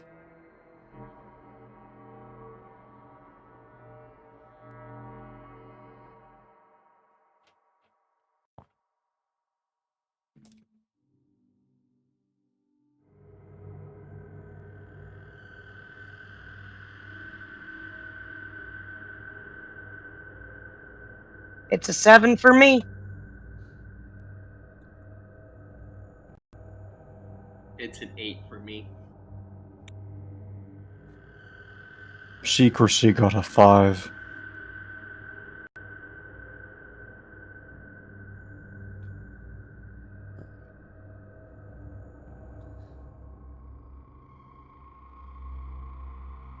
So,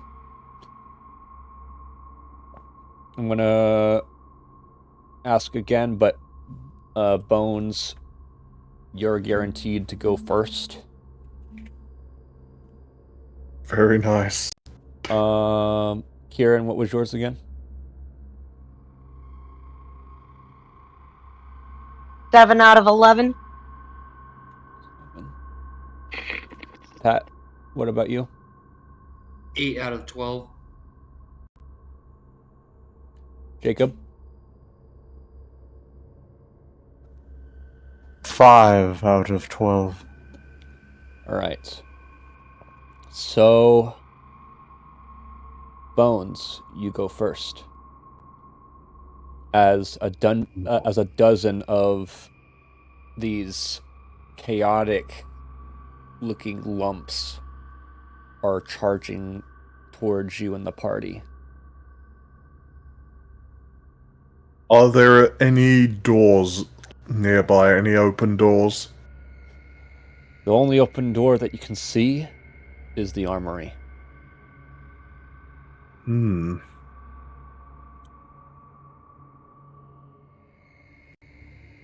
That would be useful, but I don't want to get cornered.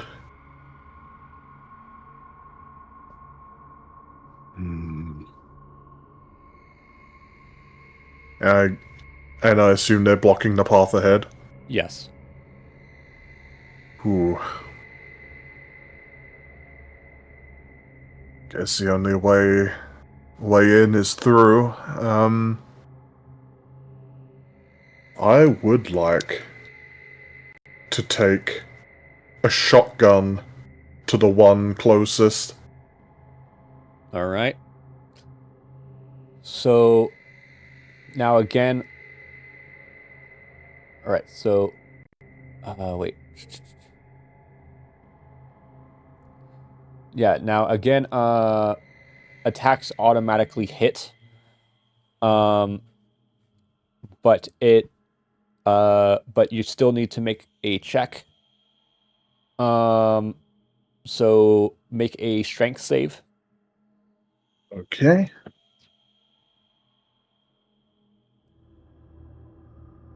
That is a 12 out of 11. So just one over. Shit. All right. So give me a moment. Let me take a look at the.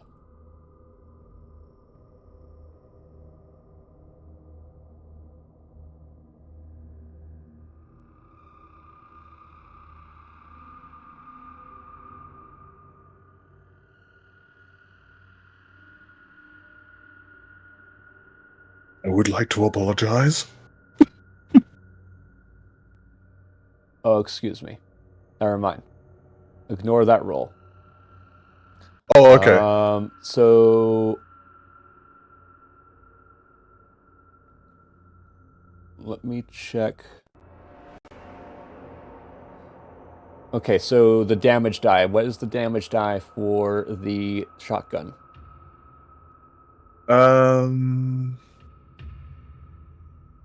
I think it says it. Is it the one in brackets next to it? Yeah. It's a D6. All right, so roll a d6. Okay. Of course, I don't have a D6 in my pouch. Why wouldn't I?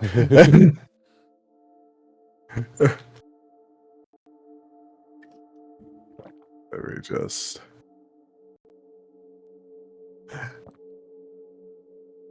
Alright.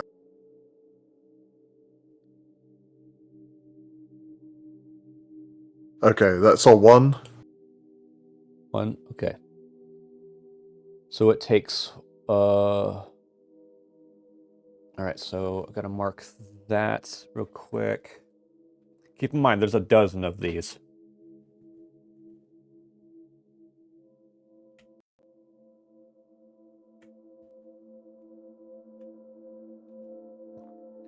All right. So, you blast the shotgun, and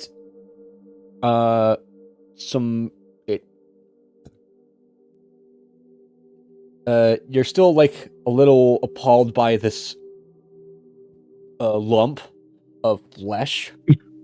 So you couldn't really fully grasp, because of your lack of grasp of reality, you weren't able to focus properly on the shot itself. So the shell that you just blasted only grazed the flesh, as blood starts to ooze on the floor.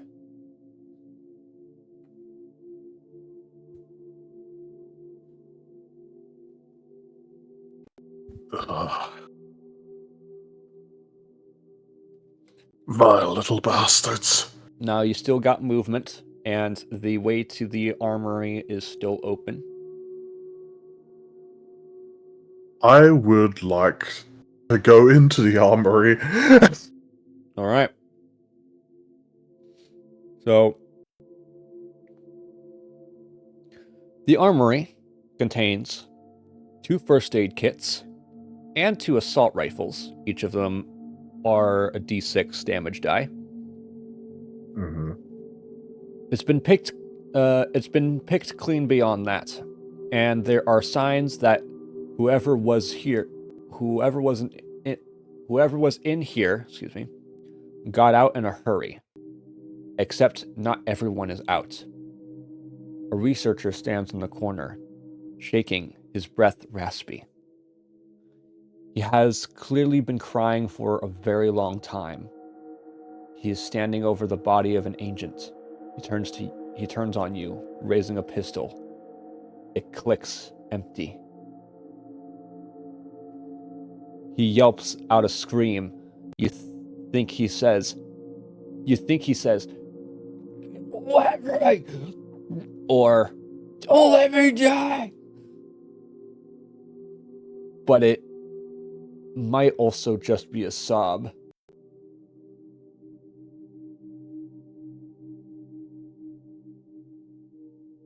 Easy now. And with that, we will go over to Jacob. It's now your turn.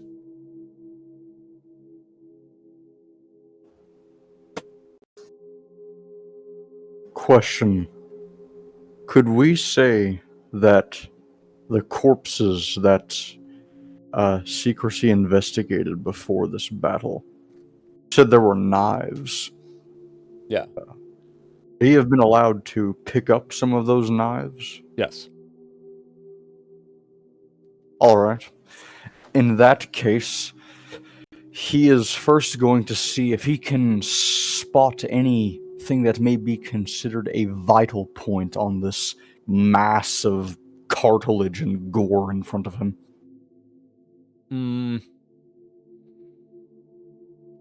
Make a control save.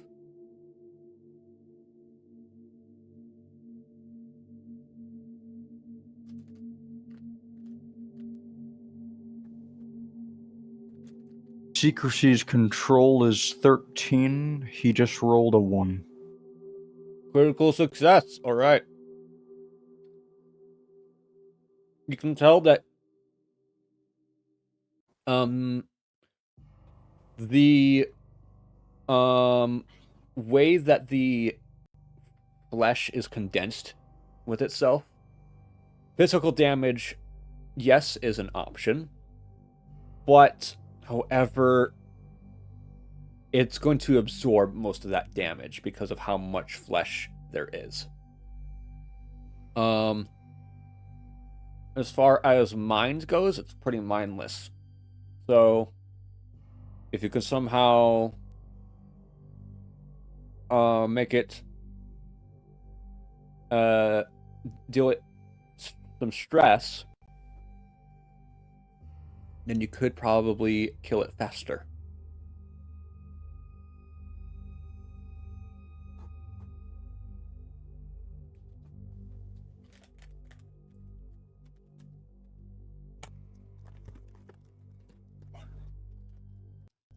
Wait, but did you not just say it was mindless? Yeah.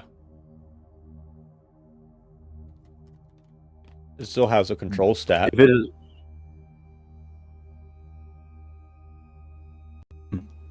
Okay. Actually. In that case.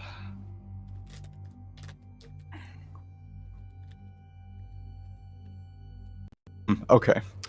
Secrecy is going to first take cover behind the nearest object he can find, whether it be piece of debris, a still intact wall, just anything. Then he's going to yell out to this amalgamation.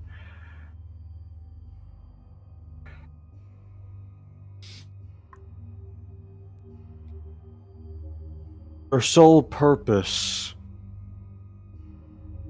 is to be flesh. Not to be alive, not to live. Just to survive. Can you really be at peace knowing that fact?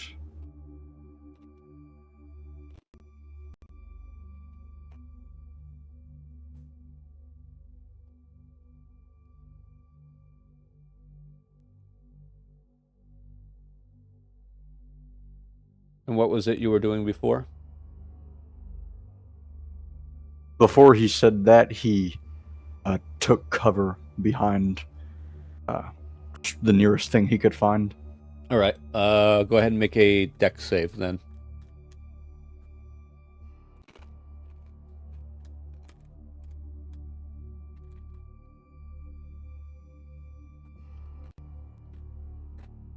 It was a 5. All right. So you're able to maneuver over a desk, and as you're maneuvering over it, you slide it, you tip it the other way to make a barricade.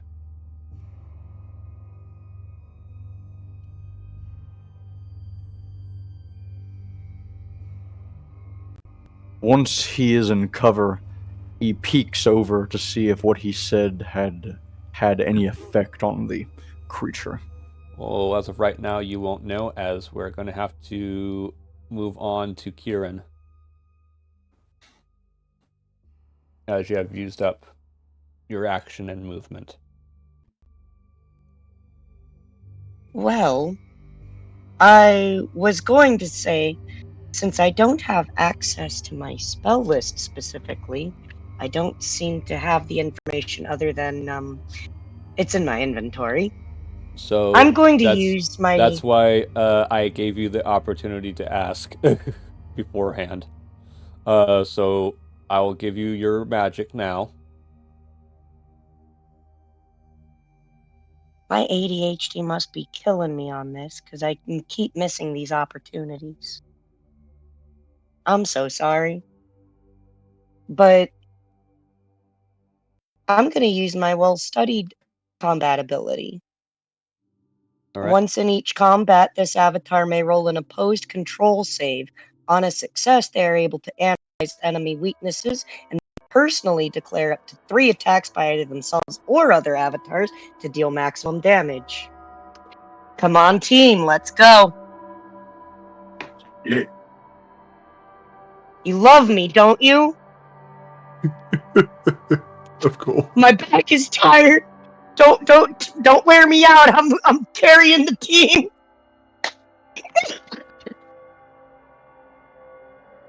All right.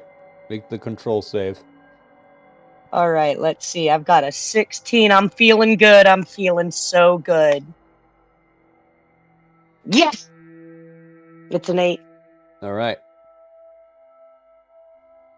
So because this is a singular enemy that is everything that you're fighting right now, this will apply to all of them. Mwah. Hit him where it hurts! And Study's going to kind of frame the area and aim her teammates at the first weak's point. God, what is English? At the first weak point she can suss out from her study. All right. And then with that, it is now the Clump's turn. The Clump's turns.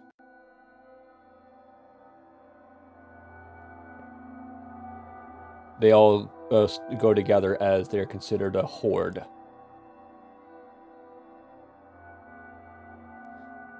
And because a shotgun was fired, 4 more appear on the scene.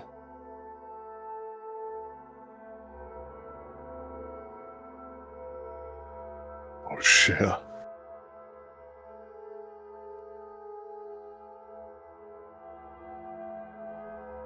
And now,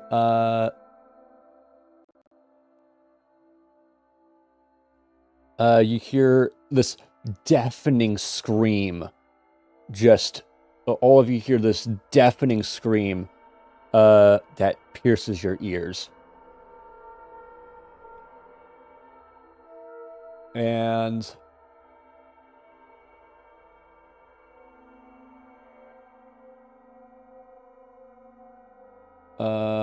for those of you who so both excuse me,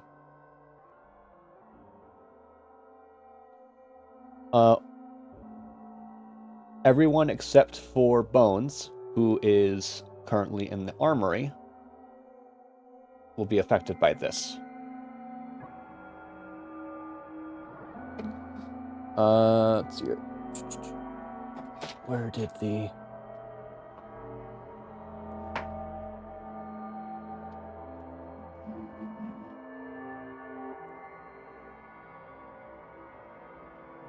There it is.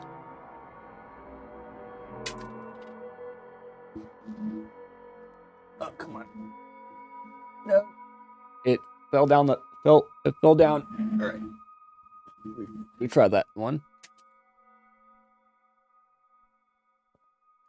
So, each of you take 2 stress.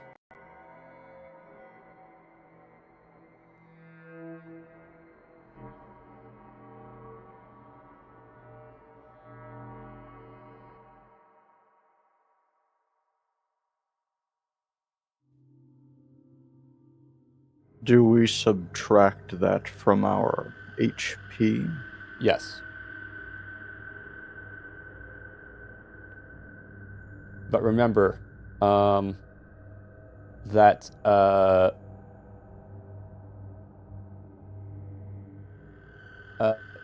remember that, stability lessens the damage.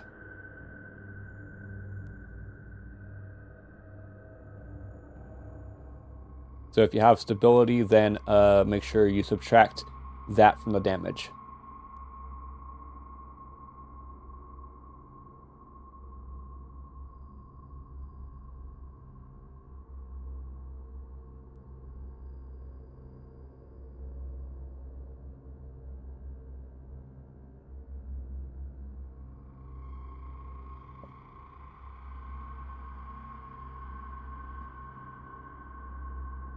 So, let me know when all 3 of you have updated that on your notes. I have it.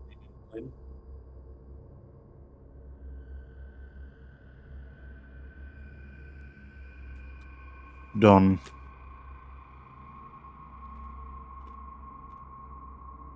Kieran? Done. All right.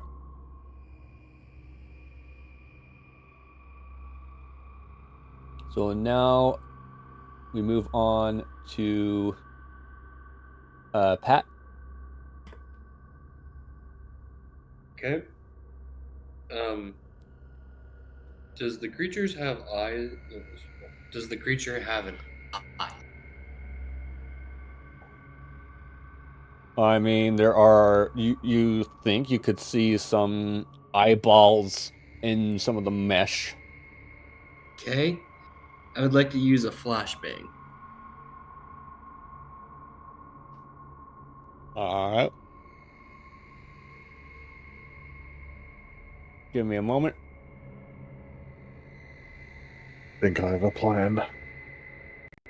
As I need to find out what the flashbangs do. Or how they work.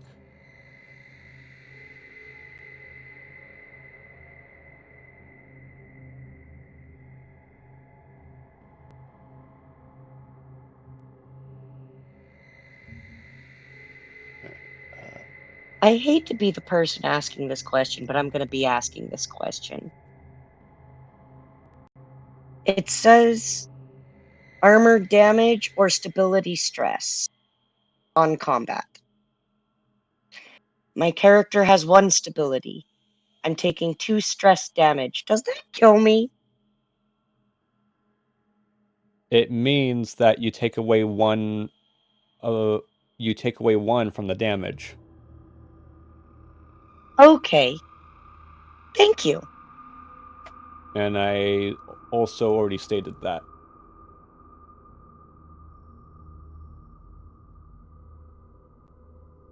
I'm doing my best to remember, but I do have a short-term memory.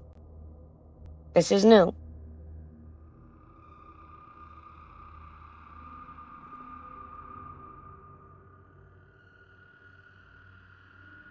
Where is the item tags? There we go.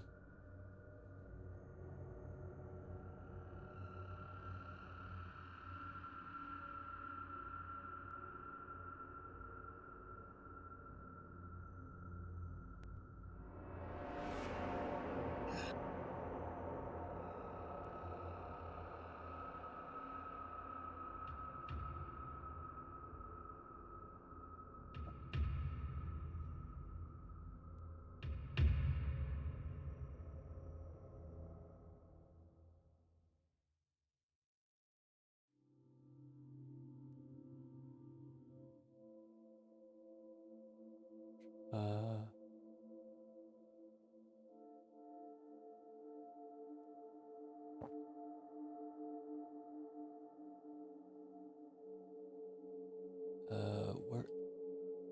Okay.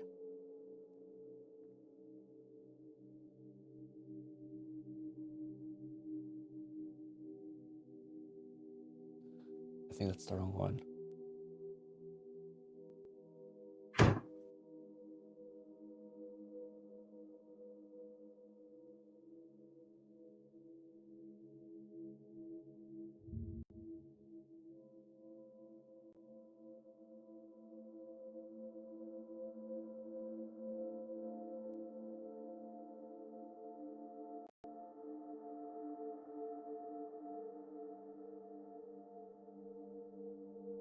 Okay, there we go.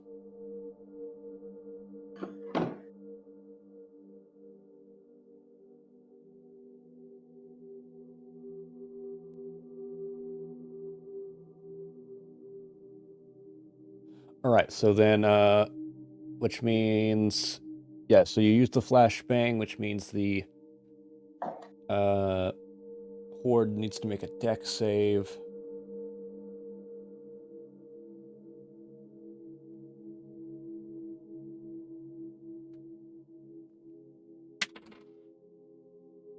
They just barely pass, so they are not considered blinded. Oh.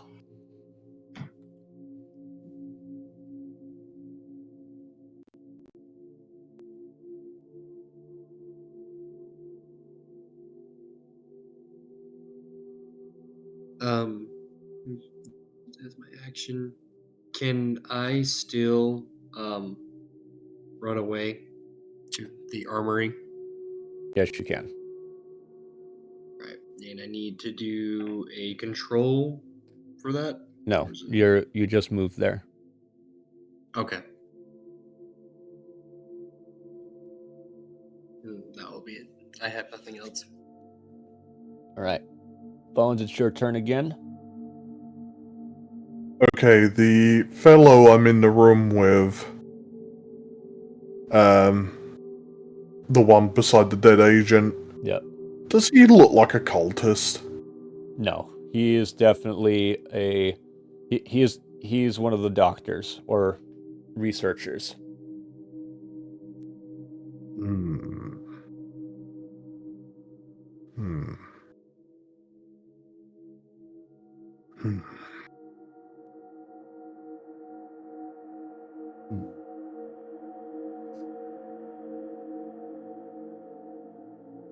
You know what? I'll keep that plan for as a backup. Let me think here. Let me think.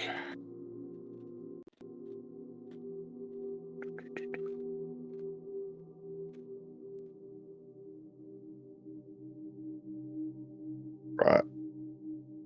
Well, for one, I'm going to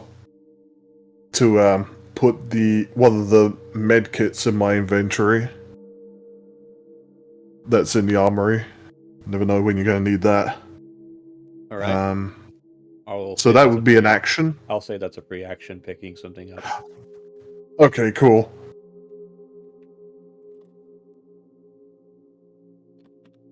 You know what? I'm going to. Is there any kind of way I can try and calm down the scientist or researcher? Yeah. Okay. I'm going to try and do that then. All right. Go ahead and roleplay how you're going to do it. Right. Like, how freaked out is he? Like, I remember you saying he was shaking, but how... It's more. You could safely assume that. Is he hysterical? You could safely assume that, the way, he's holding this agent must have passed away not that long ago. Okay. So you can probably guess how stressed he is with that information. So, if telling him to calm down does nothing, I'm just gonna fucking slap him as hard as I possibly can. All right. To kind of get him to come to, well, not come to his senses, but kind of...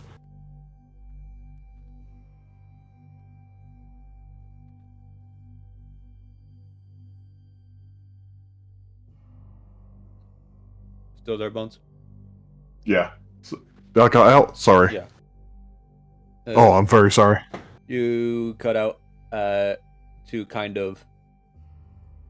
I was going to slap him to kind of see if that would like kind of you know, not exactly knock sense into him, but you know, when someone's acting hysterical, you kind of, what's it? Like collection to be like, come on, pull yourself together, man. Come on. And then just go. So then go ahead and make a strength save. Okay. That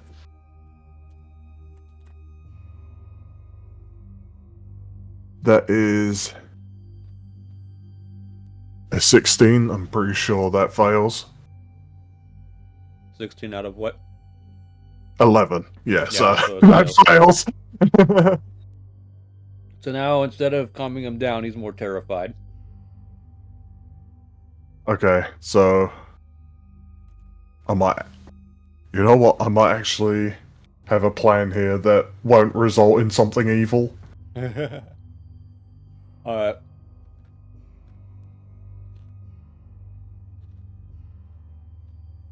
So, with that, we'll have to cut over to back to Jacob.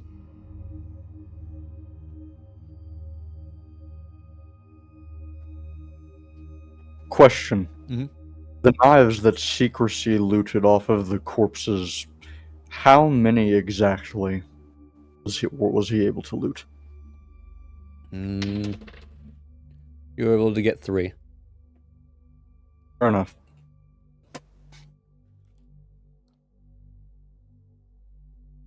As for his action this turn, he is still waiting to see if what he said is having any effect on the gore amalgamations.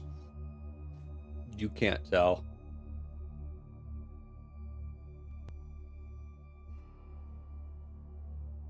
I mean, to you, they're still piles of flesh. Piles of sentient flesh.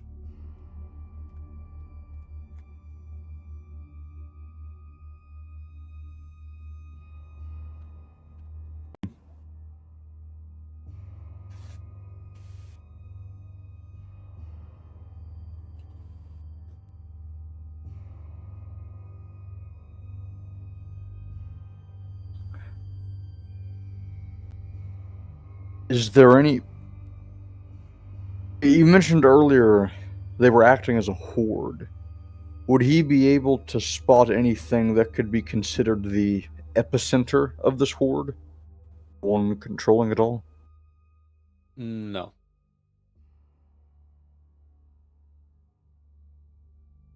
As there are way too many for you to keep track of.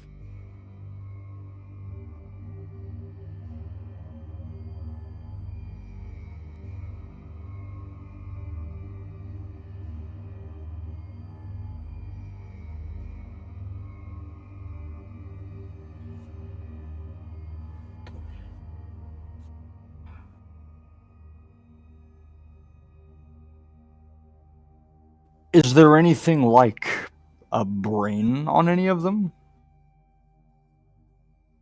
You see a lot of brains.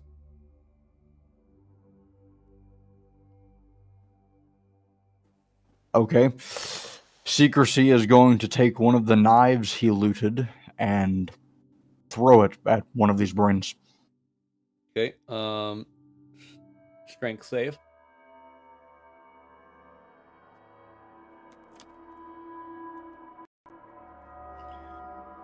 Secrecy's strength is a 10. He just rolled a 5. All right. And we're gonna say, hold on, let me check this real quick.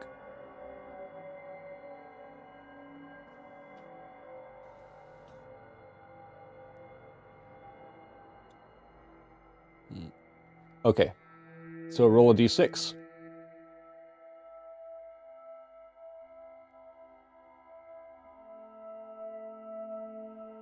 2.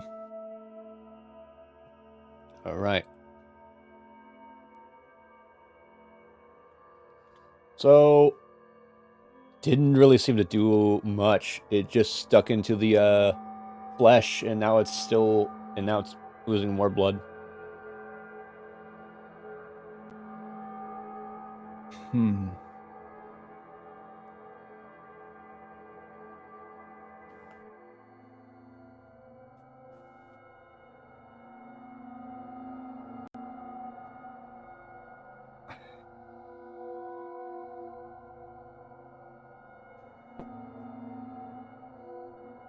Fifth, would you mind if I asked you something at this time? What? Well, see, earlier, when I made that check for any weak spots, you mentioned that physically there weren't really any. But then you also said we might be able to affect it mentally. Yeah. But then you also said this turn that Secrecy would not really be able to tell if what he said did anything. Yeah. So, if I may be honest, I am not really sure what you want us to do here. I'm not saying you. I'm not trying to guide you to do anything. It's your choice to stay and fight or run.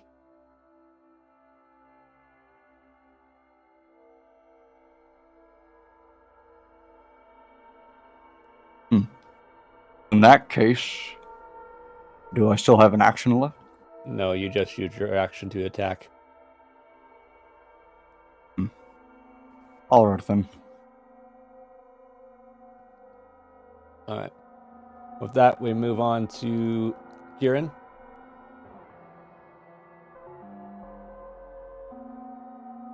And I know exactly what I'm going to do. Alright, team. You love me. We're gonna use Crushing Spray. A spray of light that increases gravity in an area, dealing a D8 blast to all caught in its wake and pinning enemies to the ground for a turn. Study is turning to y'all screaming, "Run!" All right. So, give me a second.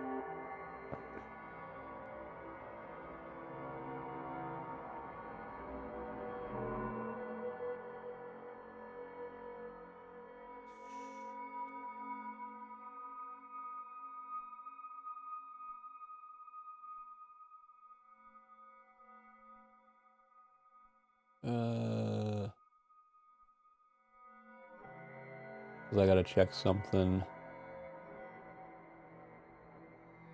Take your time. I actually feel confident about this turn. All right. So now I need you to make a control save in order to retain the spell. Alrighty, on it. Oh, DD Dice, what are you doing? Hey, guess what? That's a nat 1. Cool. So, for the rest of this combat, you do not have to roll to retain the spell when you cast it. Bueno. I like that. And then,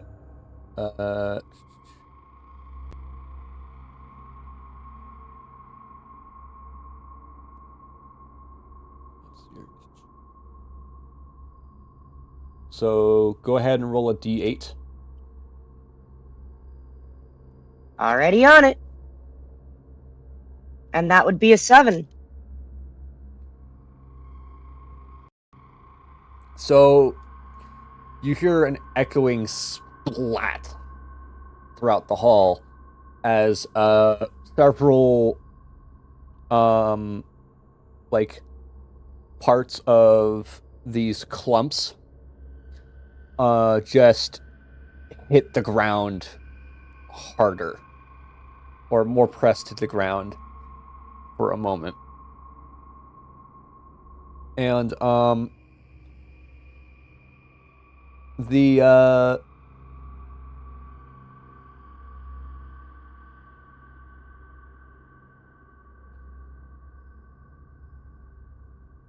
let's see here. And you see that it did quite a bit more damage, but however, they're still very functional.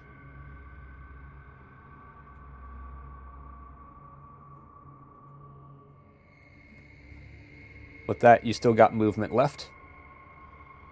Running for the armory, I am. All right. So then that makes it the Horde's turn. And I gotta roll another d4. So right now only Jacob, you're the only one who would be affected right now, as you're the only one left in the hallway. And this time it's 4 stress.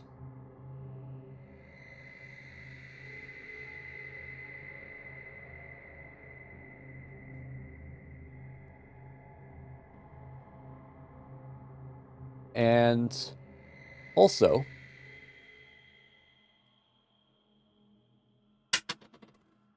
five more clumps enter the hall. Once I run out of HP, what do I start deducting from? Because you're taking stress, you start to lose control.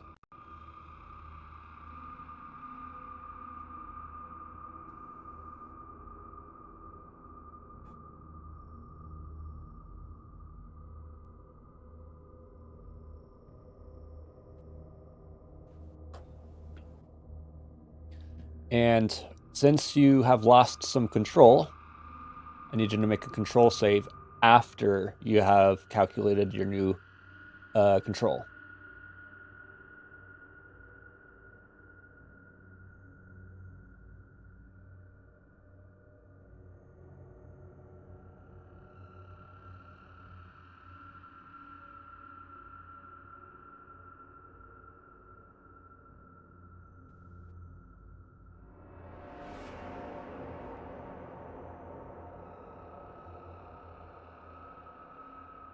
The new control stat is 10.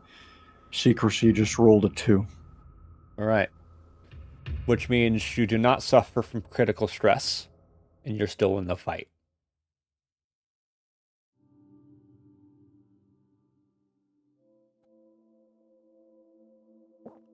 Alright then.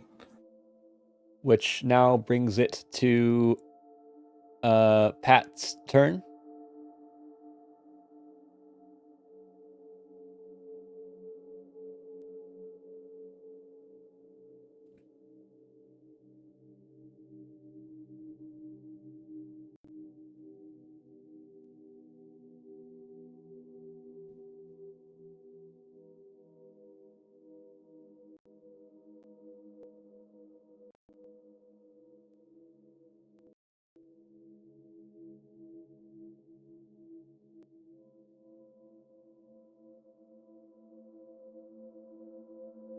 Yeah. It's not the computer, it is the it's not the computer, it's the Discord server. Yeah. So you guys do not have to stay on mute in order to... You guys do not have to stay on mute. It's just that if you have background noise that's going to keep coming in, I will ask you to mute.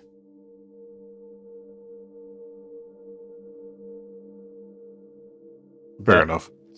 But Pat, it's your turn. All right. You're in the armory with Bones and this scientist. Is there, like, besides the weapons, is there like any crates or anything? No, it's been Pick stripped up? bare. All right. I am going to turn around and keep an eye on the entrance, All right. and that's all I'm going to do. Okay.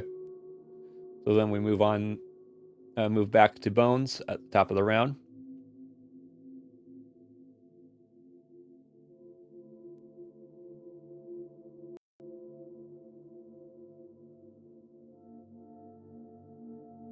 So, Bones. Okay, I'm going to attempt to use my words to convince this scientist to get the fuck out of Dodge. To basically come with us, because he might have information for us. You never know.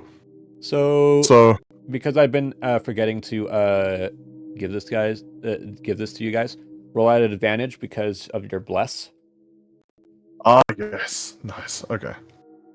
So, Collection is going to take the scientist by his collar, and he's going to get pretty close to him, and says to him, "Listen here, you sniveling little milksop. At your feet is a ticking time bomb, and if you're at all earnest in your need to survive, turn that possibility into a certainty. Move your ass!" All right, roll control save. Okay. 13. That's a fail, so... And then advantage, Come so roll on. again. Come on, blessing.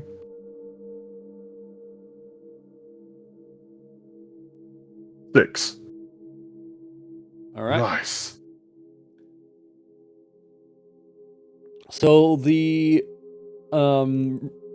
scientist shakes his head, and says, "Name Dr. Penn. And I have no way of fighting. I can't fight. But I can give you the access code to the organic separator."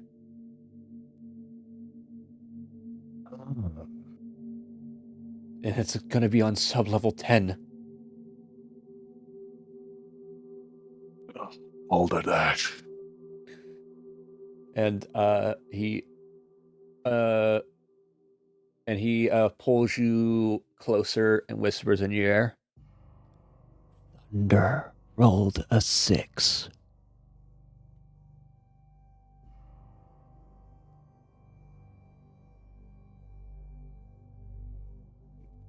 See. I'm going to keep a mental note of that. I say out of character.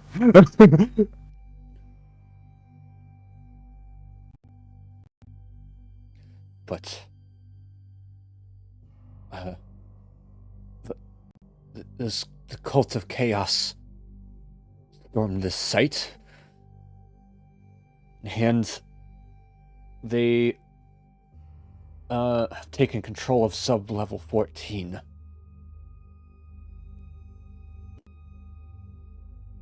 I do not know their motive, nor do I care. All I care is that my best friend is dead.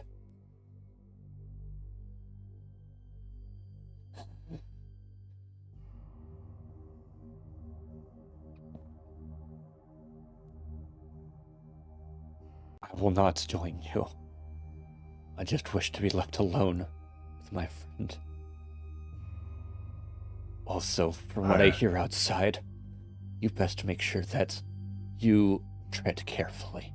Do not engage in any fight with these clumps, or they will overwhelm you. You will not win that fight. I'm starting to realize that.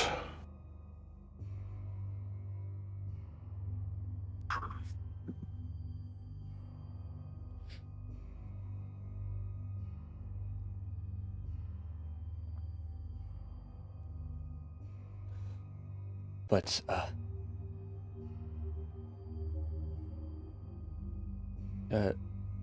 I recommend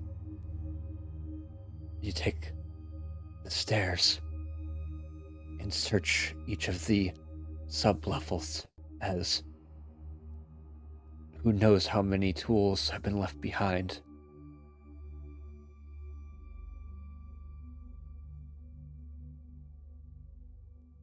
Where are the stairs? Well, sorry to be the bearer of bad news, but also not sorry. But it's gonna be on the other side of those clumps. I see. How you managed to sneak by them, I don't know, and I don't care. Again, all I care is about mourning the loss of my friend. Recover yourself however you need to, and then when you're done, go.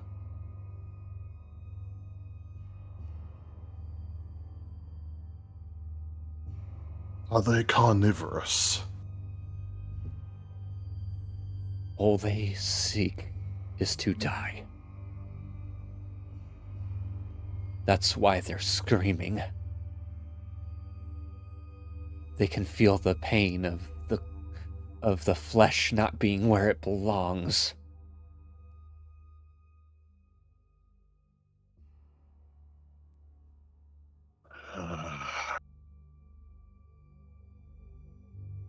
Very well, then. Thank you for your information.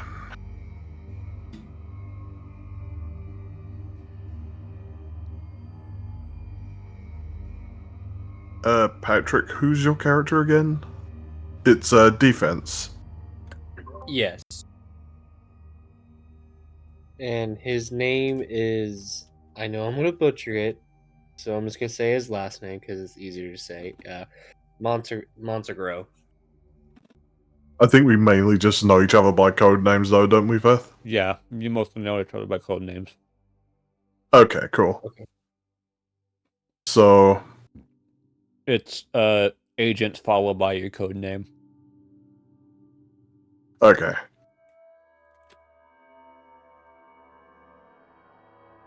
Because remember, you're an MTF, so all of you are agents. Yes.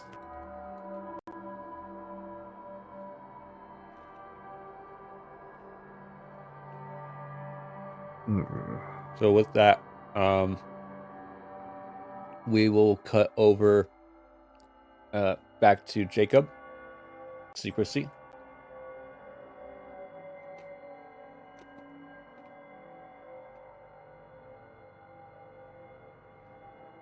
Can I declare his next attack to deal max damage?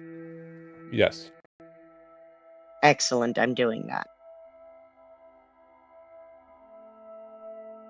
Well, given that both the approach of a physical and verbal assault has failed, he is now going to do what everyone else did and join them in the armory. All right. Do you close the door? Oh my god. Yes. Okay. Oh my god, don't lock Kinetic out. I came in here last turn. Oh, sorry. Yeah. So which means combat is over. As the screams cannot affect you in here. Yet.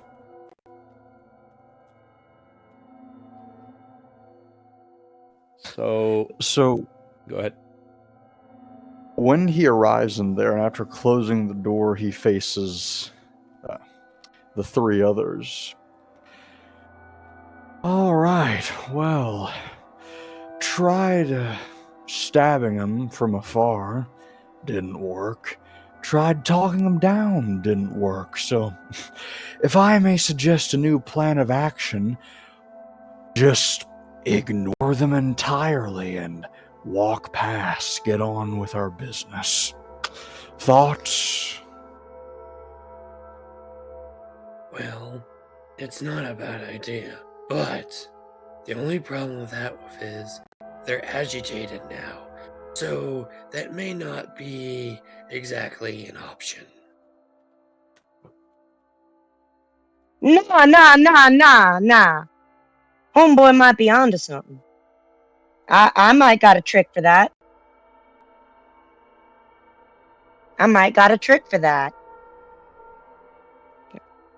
Well, We could walk past them if I turn their damage back at them. Worst case, what's the worst that can happen? They hit themselves. Best case scenario, they choose not to hit us. well, how do you propose we do that? Let me walk out first and get it gone. We only got a few seconds. Close enough for And me. I don't know if I can do it again. So we only got one shot that I know of. Well, what are we waiting for? Proceed. My first question is anything in here that we can take with us? That'll help. Well, there are 2 medkits, which I've already pocketed one. A couple of assault rifles, which I doubt would do much in our current situation. Extra firepower wouldn't hurt to have. I'm True. going Shit, with doesn't him on sound that like one. anything I'd leave. Sorry, go ahead. Question is, well, I mean, I would like to take one of those, but who will take the other one? I look at defense. I mean, it I is in mean, your name. I mean, I will take it for now, but if somebody else needs a gun, I'd be more than happy to give it to you. I got my side piece, I'll be fine. You boys take your big toys.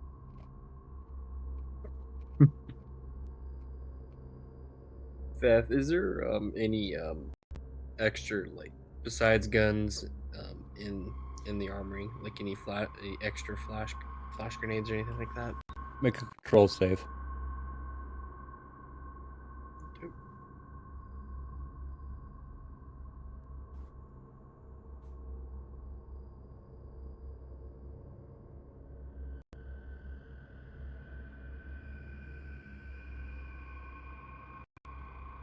I got. Hold on, it's rolling. All right, there we go. I got a 4. Cool. So you don't find any extra ammo or flash grenades, as again, it's been picked clean.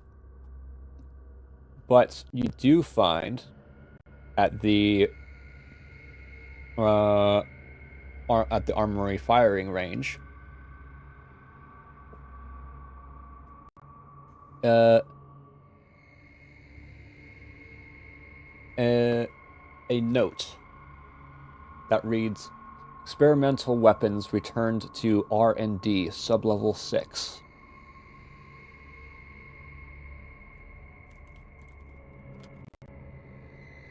Yep. I tell the rest of the party what the note says.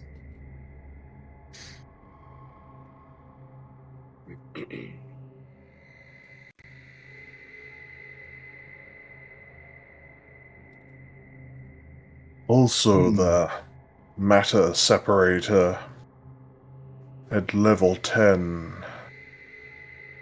might come in handy. Well, they both definitely sound like something to keep in mind. After all, what are they but matter that is unwillingly put together?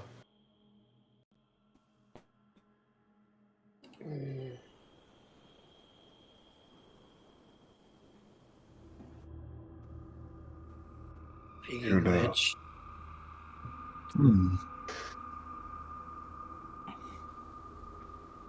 You know, when I woke up, I didn't think I'd be trapped in a room with 3 strangers with suicidal placentas outside, but here you go.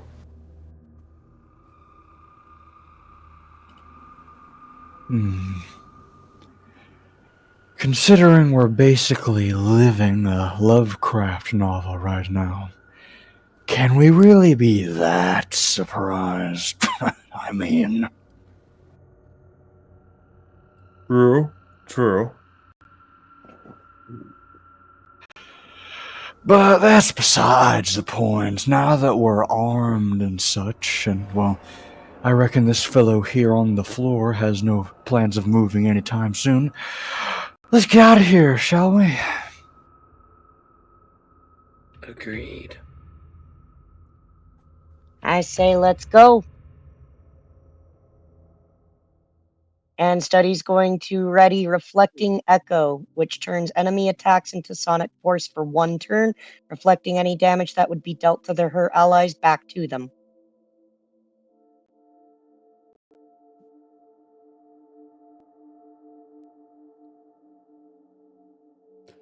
Should I just roll for it? Well, you still gotta make a control save to retain the spell. I believe that's what I was trying to ask, Yeah. but I didn't do so well, and I didn't do so well on that roll. But wait, I'm supposed to be rolling at advantage, am I correct? Yes. All right, excellent. So the bless is still here. Thank you, bless. Thank you, bless! That's a 5. That's a 5 out of 16. I think I Right. made that one. All right. So, which means you retain your spell. So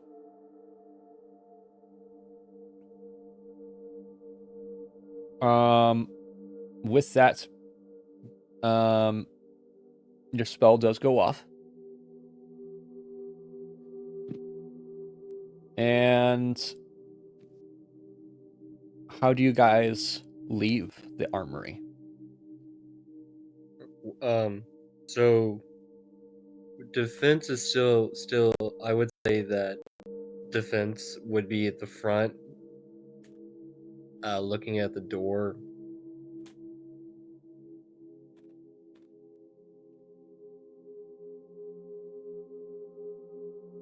Election would likely be at the back. Defense, are you moving first? Yes, if that's what the rest of the party's okay with, then yes. Yeah, I'm fine with that. Okay. All right. But Yep. how do you leave the armory? So, All right, guys, get ready, cause I'm gonna charge through this door. so defense gets a running start and busts the door open. Okay. So, Dex saves everyone since combat has restarted. Hey.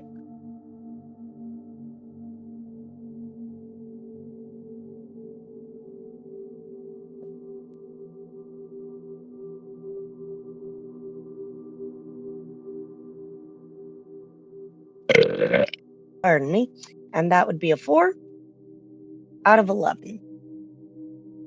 Well, coincidence, I also rolled a 4. 4, gang. I'm just happy it wasn't an 11. I rolled a 3. 2.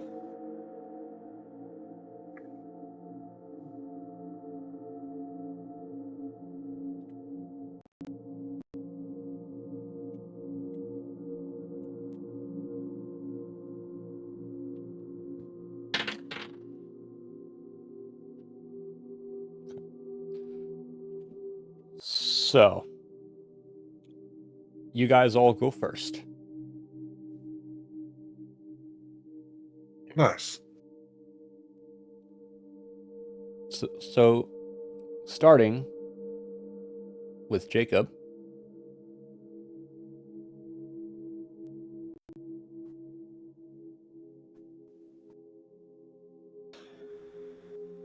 Secrecy sticks his head out the door, looks both ways, checks where they all are, the most optimal path to take, to which he then bolts it for, well, the way forward. All right. And are you going to use a dash action to double your movement for the turn?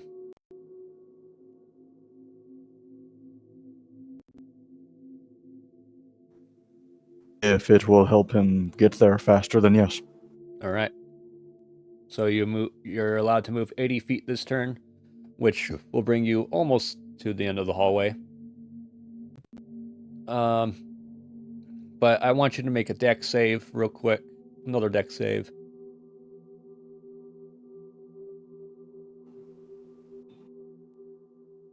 Three. All right. So aside from getting covered in a few splatters of blood, you make it okay. Now it is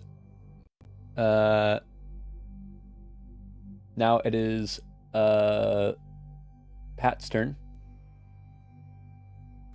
Okay. So Defense is looking where the creature was, and he is going to do a dash action to increase his move to do the 80 feet, and he is going to go running the same direction as Secrecy. Hallway. All right, make your deck save.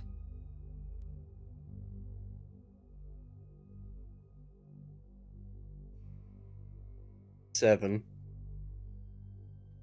All right, same thing. You're covered in blood here and there, but you managed to make it to the other side a-okay. Next is Kieran and Bones. I need your deck scores. Okay. My deck score is 11. So is mine. All right, so I need both of you to do another roll to see which one of you will go first. Okay, so it's a D20. Okay.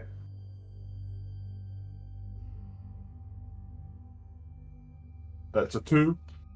Okay. That's an 11 for me, boss. All right. So Bones, you go before Kieran.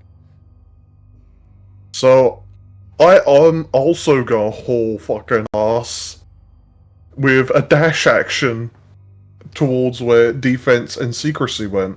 All right. Make your other deck save. Okay. That's a 19. Please tell me I have an advantage because of bless. Yes, you do.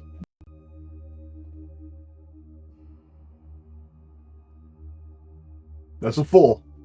Okay, you make it a-okay, still covered in blood. Now, Kieran. Dr. Monroe rolls her eyes, heaves a deep sigh, pops her collar, and gets ready to haul ass after him. Right, make your deck save. 10.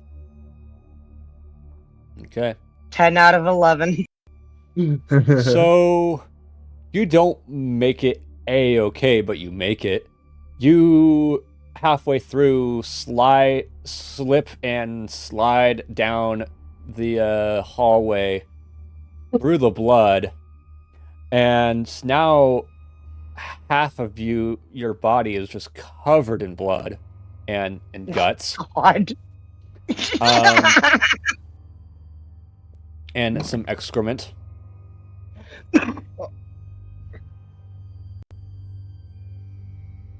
Very graceful, Doctor.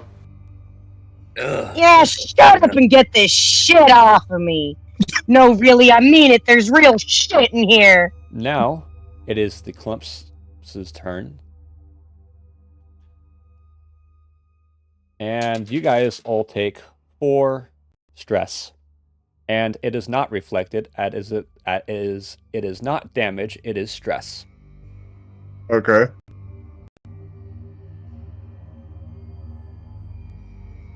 It says it turns enemy attacks into sonic force for a turn. That But physical yeah, damage? it does. It says reflecting any damage. Yeah, okay. Fuck. I didn't think this through very well. I tried. I mean, they're not attacking, they're just screaming in agony.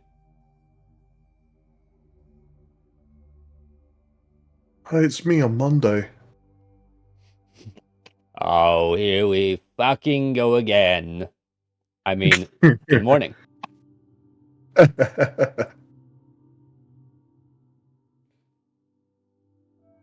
So, I need to know how many of you guys' control stat was affected by this. Okay. That was how many stress? 4 stress. 4. Okay, stability removes 1 from from that. Yep. Okay. Excellent. So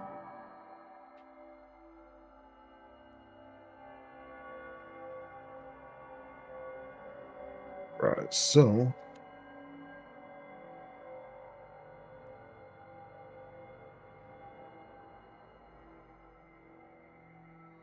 mine is at 13, boss. So, so your control was in fact affected. My control was in fact affected. So I need you to make a control save with your new control stat.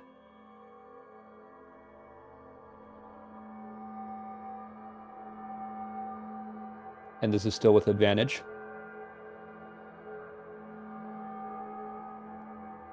Well, fuck me, because it's a 16 both times. So, this will be the first time we use this mechanic then. I hate the sound of that, but I'm ready. So you're suffering from critical stress. So you're...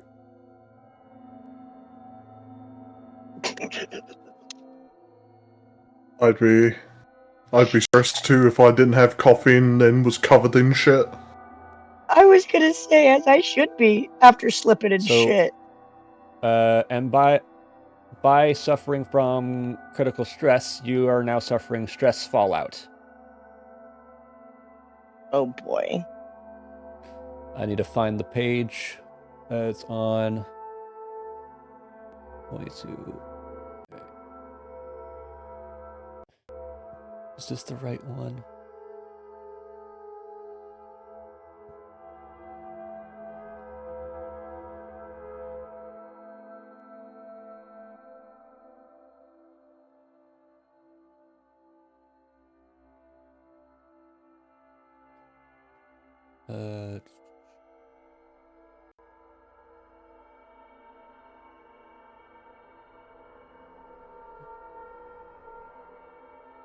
Okay. Yeah, stress and fallout. All right, here we go.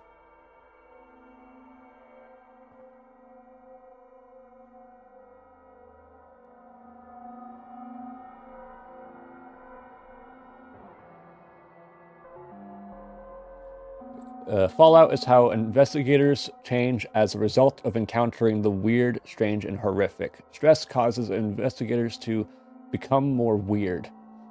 Fallout entangles investigators in the world beyond. It functions as a narrative progression, and sometimes mechanical one, and makes explicit how investigators change as a result of the stress caused by the weird.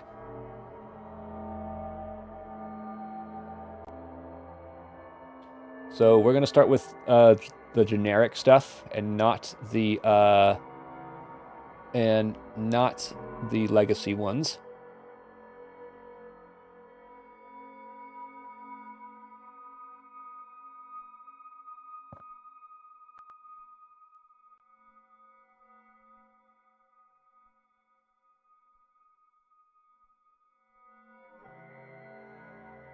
All right.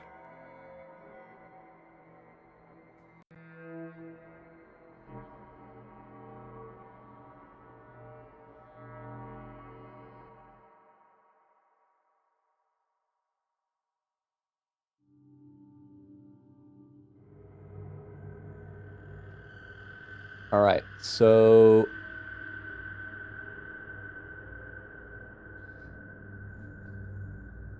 I have to choose one. I can't roll for one.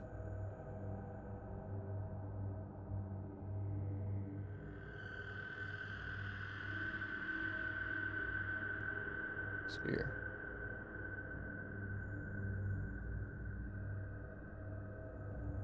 All right, here we go.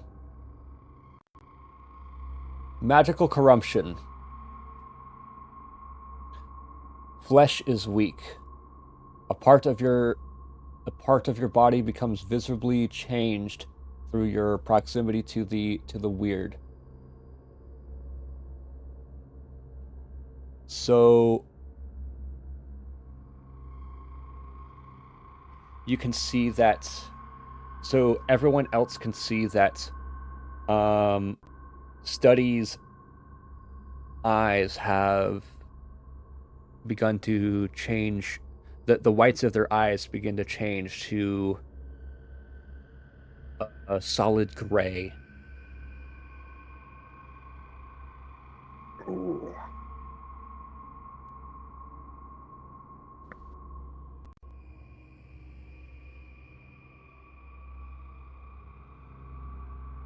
Did you say all members of the party took 4 stress?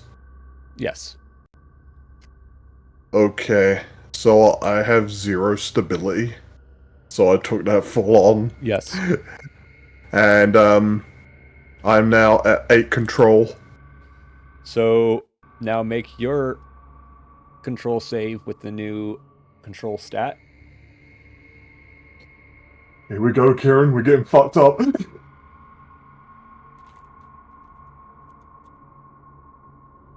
That's a 13. I didn't join this campaign to stay alive. But yeah, that's a Yeah. 13. I So- came here to give what everybody curses the party with.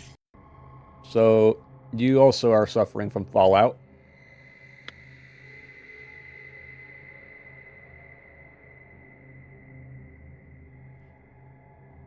Mm,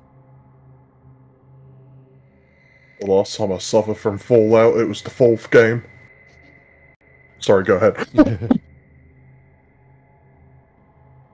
and don't forget to fill this, put a fallout in one of your inventory slots. Alrighty then.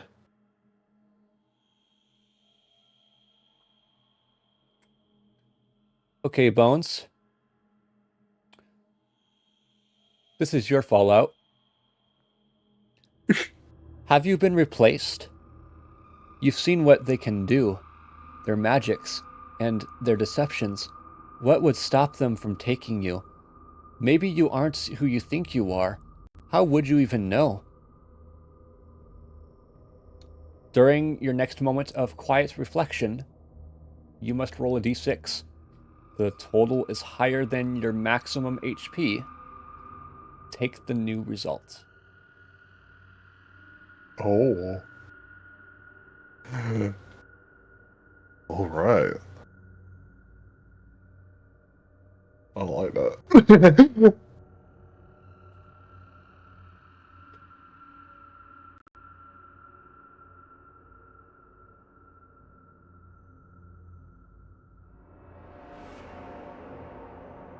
Next, has anybody else lost control? I did. Right, make a control save with your new control stat.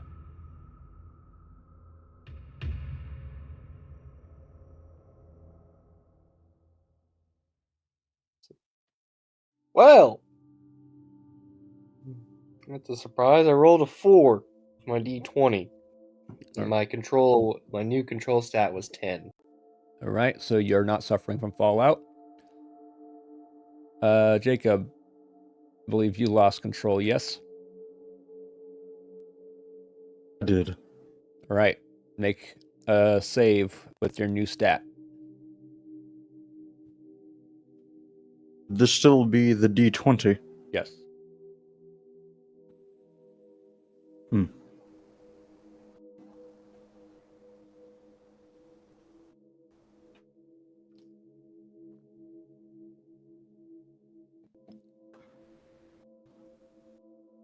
That would be a fail. All right.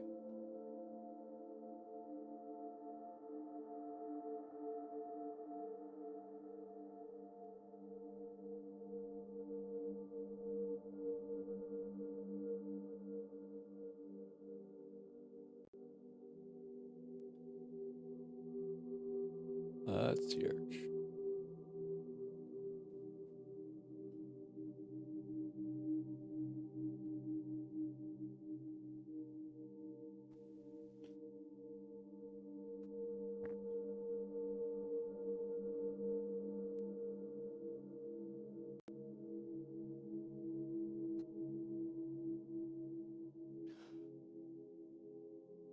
Okay. For you, Jacob, aka Secrecy, you get Fate's Web. At least a puppet can see the strings that bind it. If only you were so lucky. Now we got to roll on the Omens and Magical Catastrophes table.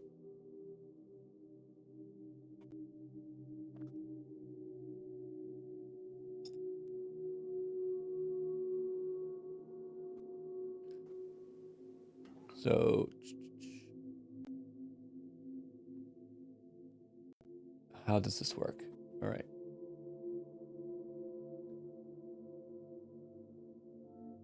So I gotta roll this and this. All right.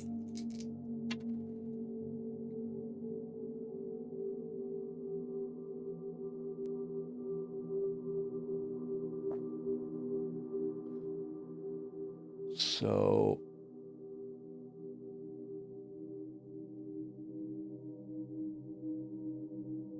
you get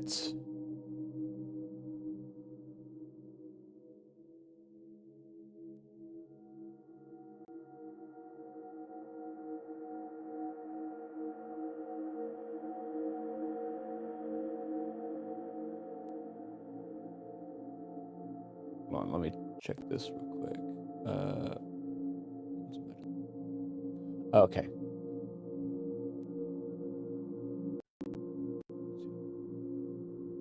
One, two, three, 4, 5, 6, 7, 8, 9, 10. Okay, I need you to roll me a d20.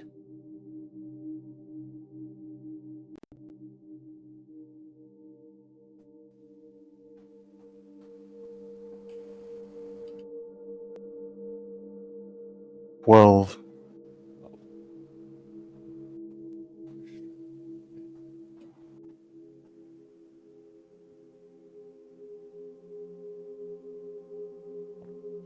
What does this?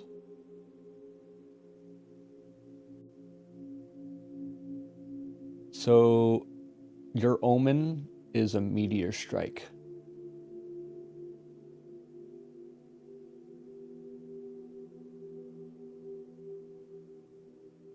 That's all. That's all for now.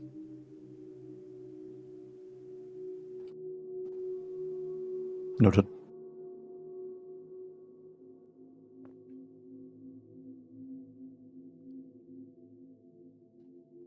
With that, we now go back to the top of the round. Jacob, it is your turn. Secrecy makes the rest of the way to the end of the hallway. Right. And because you're at the end of the hallway, we'll say that you're now out of combat as you made it to the stairs. Right. And so now which brings it to Pat. Okay.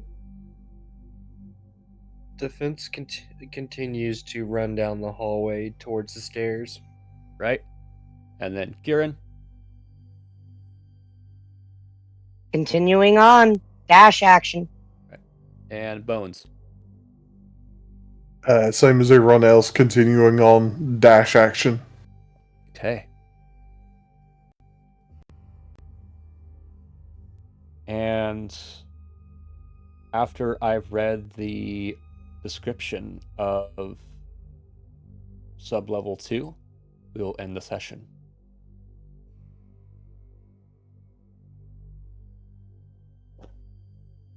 Ten inches of lead plate bar 10 inches of lead plate bar the way into this floor.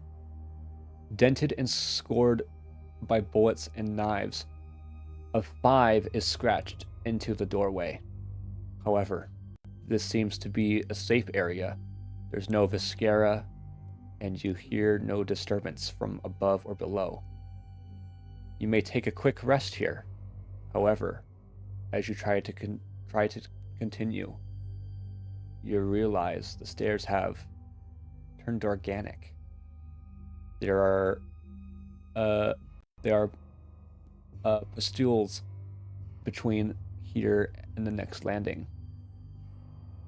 A light prod makes it discharge a fluid that is milky yellow and smells putrid.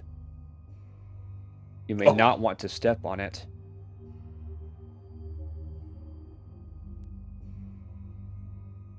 And that is where we'll end today's session. Ooh. Oh, I don't like that description at all. So, Well, how do you guys feel? Disgusted. It you know Only- what? It lives up to Wait. its name, but you know what, Bones? Why did I expect that from you?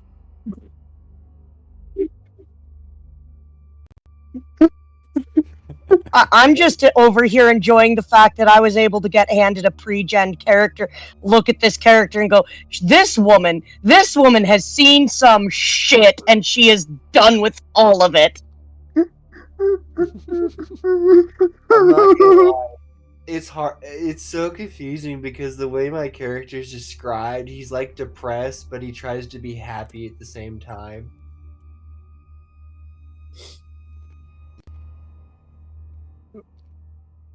Okay. But most important question is, did you guys have fun? Yeah. Yes! Oh my god, this was incredible. What about you, Jacob? Yes. Agreed. Cool. Now, I am so glad we found this. Thank you. now, you understand now how choices are, that every choice matters now, and how brutal this is going to be. This is like Dark Souls, but as a tabletop. Yeah. So I love it. So, I will let you guys know that next Thursday, the... Oh, wait, hold on. Next Thursday is the 18th. Let me check my schedule, because I think I might be, getting my dates wrong. Yep, it's the 18th. Yeah, it's the 18th. I'm checking my Monday. I'm checking my schedule. Okay, so yeah, next Thursday we will continue as normal, but the 25th we're most likely not going to have a session as I got work. Okay. Speaking of which, the 18th, I will not be able to be there for that because my schedule is getting a little complicated at work. I'll keep you updated as always, especially for Tuesday session as well. Yep. All right. But as the description did say, for this sublevel, for the second sublevel, you guys may rest. So you guys are guaranteed to reset your HPs to maximum. Nice. But which means, Bones, I need you to roll that d6 for me. Oh, shit. Okay, hang on. Give me a second.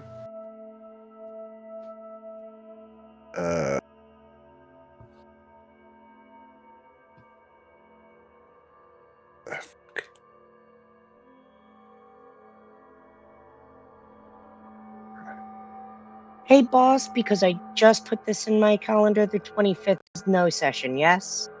Yeah, the 25th is no session. Excellent, thank you. Okay, so I got a 5. And what is your maximum HP? That would be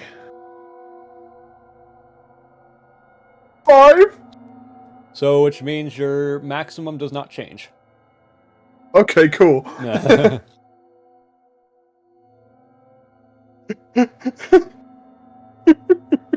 And so, yeah.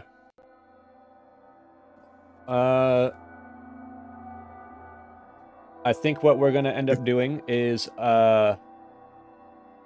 we'll be doing our sessions based on sublevels until we complete this quote unquote dungeon. Because this is, let's be honest, this counts as a dungeon. Just saying. Yeah.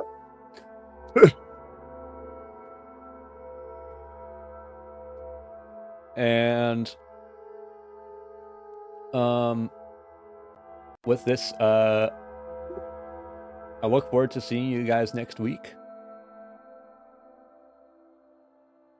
And I look forward to being here next week. And of course, next week we will have a new setup for the stream. We will not be in the just chatting room. We will have our own tabletop room. And let's go ahead and find someone to raid real quick. My favorite part of the day. Someone who is preferably playing tabletops. Put on your Viking hats, everyone. Do you think there's anybody else playing Liminal Horrors? I doubt it, because it's a fairly new system. Like, it came out last year, so. Fair, but if we're playing it, do you think somebody else might be? I don't see any, so. Damn. Always worth the check.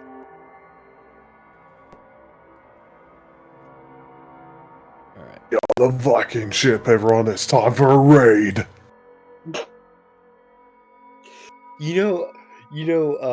This might sound a little weird and funny at the same time, but when we were playing this, my mind went to thinking about because I was watching something earlier, but my mind went to this, like, it's a D&D thing where they had this character. He's like normal and stuff.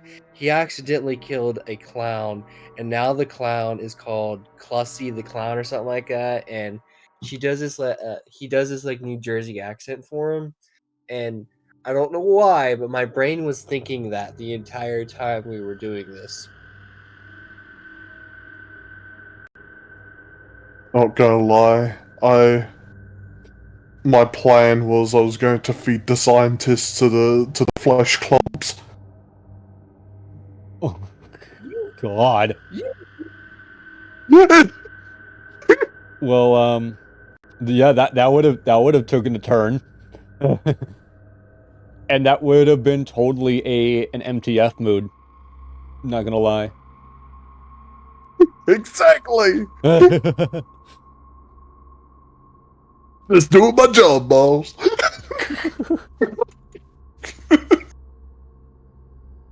Alright, so I found someone. They're playing Cyberpunk Red. Oh. That's quite a coincidence. Yeah. What, considering what you told me earlier this week? Yep. And I would raid the one who is playing Call of Cthulhu, but they don't got webcams, so they lose out. So. They don't have a cute chibi character. So here's the raid message for those who are subscribed, and the raid message for those who are not subscribed. Thank you, everyone, for hanging out with us. I have my name is Beth the Exorcist. I have been your game master, and these have been my players: Wealthy Jacob, Patrick, Kieran, and Deacon Blues, aka Bones, and aka Computer Blue. Yeah. And until next time, everyone, keep flapping those wings. Bye-bye. Bye. Bye. Oh, come, motherfucker. Come, mother. Hold on, where's it at? Where is it at?